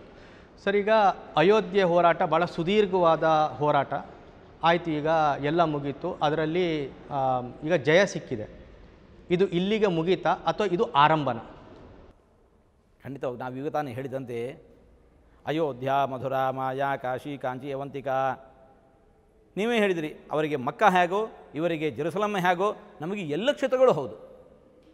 ಹಾಗಾಗಿ ಅಯೋಧ್ಯೆಯನ್ನು ನಾವು ಹೇಗೆ ಪಡೆದೆವು? ಯಾರ ಜೊತೆಗೂ ಬಡದಾಟ ಮಾಡಿ ತಗೊಂಡದಲ್ಲ. ನಮಗೆ ಕಾನೂನು ಇದೆ, ಸಂವಿಧಾನ ಇದೆ, ಕೋರ್ಟ್ ಕಚೇರಿಗಳಿದ್ದಾವೆ. ನಾವು ಅದರ ಮೂಲಕ ಹೋರಾಟವನ್ನು ಮಾಡೋದಕ್ಕೆ ಯಾರ ಅಡ್ಡಿ? ನಾವು ಮಾಡೋದು. ಅಲ್ಲಿಗ ನೆಕ್ಸ್ಟು ಕಾಶಿದು ಪೆಂಡಿಂಗ್ ಇದೆ, ಮಥುರಾದು ಪೆಂಡಿಂಗ್ ಇದೆ. ಯಾರಿಗೆ ಈ ದೇಶದಲ್ಲಿ ಎಲ್ಲೆಲ್ಲಿ ಅಂತಹ ಸ್ಥಳಗಳು ನಾವು ಇಲ್ಲ ಅದನ್ನು ಮರಳಿ ಪಡೆಯಬೇಕು, ನಮ್ಮ ಸ್ಥಳ, ನಮ್ಮ ಕ್ಷೇತ್ರ ಅನ್ನತಕ್ಕಂತಹ ಭಾವನೆ ಯಾರ್ಯಾರಿಗಿದೆಯೋ ಅವರೆಲ್ಲರೂ ಕೂಡ ಅದನ್ನು ಮಾಡಲೇಬೇಕು. ಸರ್, ಈಗ ರಾಮ ಅವತಾರ ತ್ರೇತಾಯುಗದಲ್ಲಿ ನಡೆದ ಅವತಾರ. ಇವತ್ತಿಗೆ ಈಗ ಕಲಿಯುಗದ ಮೊದಲನೇ ಪಾದ 5126ನೇ ವರ್ಷದಲ್ಲಿ ನಾವು ಜೀವನ ಮಾಡ್ತಾಯಿದ್ವಿ. ತ್ರೇತಾಯುಗದಿಂದನೂ ಇಲ್ಲಿವರೆಗೂ ರಾಮ ಸಸ್ಯಾಹಾರಿನೋ ಮಾಂಸಾಹಾರಿನೋ ಅಂತ ಹೇಳುವಂಥ ಅದೊಂದು ಚರ್ಚೆ ನಡೀತಾನೇ ಇದೆ, ಈಗಲೂ ನಡೀತಾ ಇದೆ. ಅದಕ್ಕೆ ಯಾರೂ ಸ್ಪಷ್ಟವಾದಂಥ ಉತ್ತರ ಇದಮಿತ್ತಮ್ ಅಂತ ಇಲ್ಲಿವರೆಗೆ ಕೊಟ್ಟಿಲ್ಲ. ಇದಕ್ಕೇನಾದರೂ ಬೆಳಕು ಚೆಲ್ಬೋದಾ ಸರ್? ನಮಗದು ಬೇಕಾಗೇ ಇಲ್ಲ. ರಾಮನ ವ್ಯಕ್ತಿತ್ವ ಏನು ಅನ್ನುವಂತಹದ್ದನ್ನು ರಾಮಾಯಣ ಸ್ಪಷ್ಟಪಡಿಸಿದೆ. ಅವನ ಏನು ಆಗಿದ್ದನ್ನು ತಗೊಂಡು ನಾವು ಇವತ್ತೇನು ಮಾಡೋಣ? ನಮಗೆ ರಾಮನ ಆದರ್ಶ ಏನು ಎಂಬುದನ್ನು ರಾಮಾಯಣ ತೋರಿಸಿಕೊಟ್ಟಿದೆ. ನಾವು ಅದನ್ನು ಪಾಲನೆ ಮಾಡಿಕೊಂಡು ಮುಂದುವರಿಯೋಣ. ಸರ್, ಮುಸ್ಲಿಂ ಸಮುದಾಯಕ್ಕೆ ಏನಾದರೂ ಅತೃಪ್ತಿ ಇದೆಯಾ ಸರ್? ದೇಶದಲ್ಲಿ ನಡೀತಾ ಇರತಕ್ಕಂಥ ಈ ಮಸೀದಿ ಅಂದರೆ ದೇವಸ್ಥಾನ ಮೊದಲಿತ್ತು ಅಂತ ಹೇಳುವಂಥದ್ದು ಹಿಂದೂಗಳ ವಾದ, ಇಲ್ಲ ಅಲ್ಲಿ ಮಸೀದಿ ಕೆಡವಿದ್ರು ಅಂತ ಹೇಳುವಂಥದ್ದು ಮುಸ್ಲಿಮರ ವಾದ. ಅತೃಪ್ತಿ ಏನಾದರೂ ಇದೆಯಾ ಅಥವಾ ಎಲ್ಲರನ್ನ ಒಟ್ಟಿಗೆ ತೆಗೆದುಕೊಂಡು ಹಿಂದೂ ಸಮಾಜ ಈ ದೇವಸ್ಥಾನವನ್ನು ಕಟ್ತಾ ಇದೆಯಾ? ಗಮನಿಸಿ, ಇವತ್ತಲ್ಲಿ ಆ ಭೂಮಿ, ಅಲ್ಲಿ ಮಂದಿರ ಇದ್ದದ್ದು ಹೌದು, ಅಲ್ಲಿ ಆ ಭೂಮಿ ಅದು ಹಿಂದೂಗಳಿಗೆ ಸೇರಿರುವಂಥದ್ದು ಹೌದು, ಅಲ್ಲಿ ಮಂದಿರ ನಿರ್ಮಾಣ ಆಗಬೇಕಾದದ್ದು ಹೌದು ಅಂತ ಹೇಳಿಕೊಂಡು ಯಾರೋ ನಾನು ಹೇಳಿದ್ದಲ್ಲ, ಯಾರು ಇನ್ನೊಬ್ಬರು ಹೇಳಿದ್ದಲ್ಲ, ಸರ್ವೋಚ್ಚ ನ್ಯಾಯಾಲಯ ಅಂದದ್ದು. ಹಾಗಿರುವಾಗ ಇದಕ್ಕಿಂತ ಇನ್ನು ಇದರ ಮೇಲೂ ಅಪನಂಬಿಕೆಯೋ ಮತ್ತೊಂದು ಇದೆ ಅಂತಂದರೆ ಅಪರಿಹಾರ ದಾರಿ ಯಾವುದು ಹಾಗಾದರೆ? ಹಾಗಾಗಿ ಸರ್ವೋಚ್ಚ ನ್ಯಾಯಾಲಯ ಅಂದ ಮೇಲೆ ಇದರ ಬಗ್ಗೆ ಇನ್ನೂ ಇಂತಹ ವಿವಾದಗಳನ್ನು ಅದನ್ನು ಕೆದಕೋದು ಅದು ಸರಿಯಲ್ಲ. ಸರ್, ರಾಮ ಮಂದಿರ ನಿರ್ಮಾಣ ಮತ್ತು ನರೇಂದ್ರ ಮೋದಿಯವರ ಬದ್ಧತೆ, ಇದಕ್ಕೆ ಏನು ಹೇಳ್ತೀರಿ ಸರ್? ಮಂದಿರವನ್ನಲ್ಲೇ ಕಟ್ಟುವೆವು ಅಂತ ಹೇಳಿಕೊಂಡು ಈ ದೇಶದ ಎಲ್ಲರ ಹಿಂದೂಗಳ ಸನಾತನ ಧರ್ಮಿಗಳ ಪ್ರತಿಜ್ಞೆ. ಅದಿವತ್ತು ಆಗ ತಾನು ಹೇಳಿದಂತೆ ಪ್ರಜಾರಾಜ್ಯ, ಪ್ರಜೆಗಳು ಯೋಗ್ಯ ವ್ಯಕ್ತಿಯನ್ನು ಆರಿಸಿದ್ದಾರೆ. ಹಾಗಾಗಿ ಇವತ್ತು ಪ್ರಧಾನಮಂತ್ರಿಗಳು ಮಾಡ್ತಾ ಇದ್ದಾರೆ, ಒಬ್ಬ ವ್ಯಕ್ತಿ ಮಾಡ್ತಾ ಇದ್ದಾರೆ ಅಂದರೆ ಇದು ಒಬ್ಬ ವ್ಯಕ್ತಿ ಮಾಡ್ತಾ ಇರೋದಲ್ಲ, ಇದು ಒಬ್ಬ ವ್ಯಕ್ತಿ ಮಾಡ್ತಾ ಇರೋದಲ್ಲ, ನಾವೆಲ್ಲ ಸೇರಿ ಮಾಡ್ತಾ ಇರೋದು. ಇದು ಪ್ರಜಾರಾಜ್ಯ. ನಾವು ಆರಿಸಿದಂತಹ ವ್ಯಕ್ತಿ ನಮಗೆ ಯಾರು ಬೇಕು, ಏನು ಉದ್ದೇಶಗಳನ್ನು ಈಡೇರಿಸಬೇಕು ಅನ್ನೋದನ್ನು ಪ್ರಜೆಗಳು ನಿರ್ಧಾರ ಮಾಡುವಂತಹದ್ದು, ನಿರ್ಧಾರ ಮಾಡಿ ಕಳುಹಿಸಿದ್ದಾರೆ. ಅವರು ಆ ಕಾರ್ಯವನ್ನು ಮಾಡ್ತಾ ಇದ್ದಾರೆ. ಸರ್, ರಾಮ ಮಂದಿರ ನಿರ್ಮಾಣದಿಂದ ಲೋಕ ಕಲ್ಯಾಣ ಆಗುತ್ತಾ ಸರ್? ಖಂಡಿತವಾಗಿಯೂ ಆಗತ್ತೆ. ರಾಮ ಮಂದಿರದಿಂದ ನಾವು ಆಗತಾನೆ ಹೇಳಿದಂತೆ ಇದು ನಮ್ಮೆಲ್ಲರಿಗೂ ರಾಮ ಮಂದಿರದ ಕನಸಷ್ಟೇ ಅಲ್ಲ, ರಾಮ ರಾಜ್ಯದ ಕನಸು. ರಾಮ ಮಂದಿರದಿಂದ ಇನ್ನೀಗ ರಾಮರಾಜ್ಯದತ್ತ ತೆರಳಬೇಕು. ಆ ಕನಸನ್ನು ನನಸು ಮಾಡುವಲ್ಲಿ ಪ್ರಯತ್ನಿಸಬೇಕು. ರಾಮ ಮಂದಿರವನ್ನು ಕನಸನ್ನು ನನಸಿಕೊಳ್ಳಲಿಕ್ಕೆ ಹೇಗೆ ನಾವೆಲ್ಲ ಪ್ರಯತ್ನಿಸಿದ್ದೇವೆ, ಸಾಧ್ಯವೇ ಇಲ್ಲ. ಗಮನಿಸಿ, ಕೊರೋನಾ ಬಂದದ್ದಷ್ಟೇ ಸುಮಾರು 3 ವರ್ಷಗಳ ಕಾಲ ಪ್ರಪಂಚವನ್ನೇ ನಡುಗಿಸಿದಂತಹ ಮಹಾಮಾರಿ. ಹಾಗಿರುವಾಗ ನಾವು ಮಂದಿರ ನಿರ್ಮಾಣ ಮಾಡ್ತೇವೆ, ನಮಗೆ ದೇಣಿಗೆಯನ್ನು ಕೊಡಿ ಅಂತ ಯಾವ ಮುಖದಲ್ಲಿ ಕೇಳೋದು? ಕೊಡೋರಾದರೆ ಹ್ಯಾಕೆ ಕೊಡ್ತಾರೆ? ಹಾಗಾಗಿ ಇದು ಪ್ರಾಯಶಃ ಇಷ್ಟು ದೊಡ್ಡ ಮೊತ್ತ ಸಂಗ್ರಹಿಸುವುದು ಬಹಳ ಕಷ್ಟ ಇದೆ ಅಂತ ಅನ್ನುವ ಹೊತ್ತಿಗೆ ಇಲ್ಲ, ನಾವು ಸಿದ್ಧರಿದ್ದೇವೆ ಅಂತ ಹೇಳಿಕೊಂಡು ನಿರೀಕ್ಷೆಗೂ ಮೀರಿ ಭಕ್ತರು ಕಾಣಿಕೆಯನ್ನು ಸಮರ್ಪಿಸಿದ್ದಾರೆ. ಹಾಗಿರುವಾಗ ಮಂದಿಯ ಭಾವನೆಯಲ್ಲಿ ಹೇಗಿದೆ ಅನ್ನೋದನ್ನು ನಾವು ಗಮನಿಸಬೇಕು. ಅದಕ್ಕೆ ತಕ್ಕುದಾದ ಗೌರವವನ್ನು ಸಲ್ಲಿಸಿ. ಈಗ ಎಷ್ಟು ಫಂಡ್ ಬಂದಿದೆ ಸರ್? 3200 ಕೋಟಿ ಅಂತ ಏನೋ ಇತ್ತೀಚೆಗಷ್ಟೇ ಹೇಳಿಕೆ ಕೊಟ್ಟಿದ್ರು. ತಿಂಗಳಿಗೆ 2 ರಿಂದ 2.5 ಕೋಟಿನೋ 3 ಕೋಟಿ ಬರ್ತಾ ಇದೆ ಅಂತ. ಸರ್, ನನ್ನ ಕೊನೆಯ ಪ್ರಶ್ನೆ, ಜನವರಿ 22ನೇ ತಾರೀಕು ರಾಮ ಮಂದಿರದ ಪ್ರತಿಷ್ಠಾ ದಿನವನ್ನು ಹಿಂದೂಗಳು ಹೇಗೆ ಆಚರಿಸಬೇಕು ಅಂತ ತಾವು ಹೇಳ್ತೀರಿ ಸರ್? ಇದು ಬರೀದೇ ನಾವು ಹೇಳುವಂತಹದ್ದಲ್ಲ, ಟ್ರಸ್ಟು ಎಲ್ಲರೂ ಕೂಡ ಒಮ್ಮತದಿಂದ ತೀರ್ಮಾನ ಮಾಡಿರುವಂತಹದ್ದು. ಎಲ್ಲರೂ ಅಲ್ಲಿ ಬರಲಿಕ್ಕಾಗೋದಿಲ್ಲ, ಆದರೆ ಎಲ್ಲರಿಗೂ ಬರಬೇಕು ಅನ್ನೋಂತಹ ದೃಶ್ಯಾವಳಿಗಳನ್ನು ನೇರವಾಗಿ ನಾವು ಕಾಣಬೇಕು, ಅದರಲ್ಲಿ ಆನಂದಿಸಬೇಕು ಅಂತ. ಅದಕ್ಕೋಸ್ಕರ ತಮ್ಮ ಗ್ರಾಮದ ದೇವಾಲಯಗಳಲ್ಲಿ, ಹೊರಗೆ ಯಾವುದೋ ಮೈದಾನದಲ್ಲೆಲ್ಲ, ಗ್ರಾಮದ ದೇವಾಲಯದಲ್ಲಿ ವಿಶಾಲವಾಗಿರತಕ್ಕಂಥ ಪರದೆಯನ್ನು ಹಾಕಬೇಕು. ಅಲ್ಲಿರುವ ಮಲ್ಟಿಮೀಡಿಯಾ ಮೂಲಕ ಆ ದೃಶ್ಯಗಳನ್ನೆಲ್ಲ ಅಲ್ಲಿ ನೇರವಾಗಿ ಕಾಣಬೇಕು. ದೇವಾಲಯದಲ್ಲಿ ಆ ದಿವಸ ಅಭಿಷೇಕ, ಪೂಜೆ, ಪಾರಾಯಣ, ಭಜನೆ, ಹೋಮ, ಹವನ, ಮಧ್ಯಾಹ್ನ ಅನ್ನದಾನ ಇವೆಲ್ಲ ನಡೀಬೇಕು.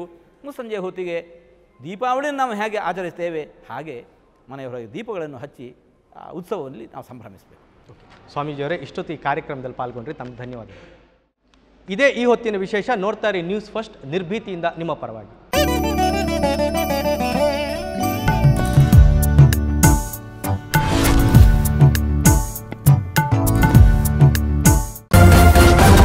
ನ್ಯೂಸ್ ಫಸ್ಟ್, ನಿರ್ಭೀತಿಯಿಂದ ನಿಮ್ಮ ಪರವಾಗಿ.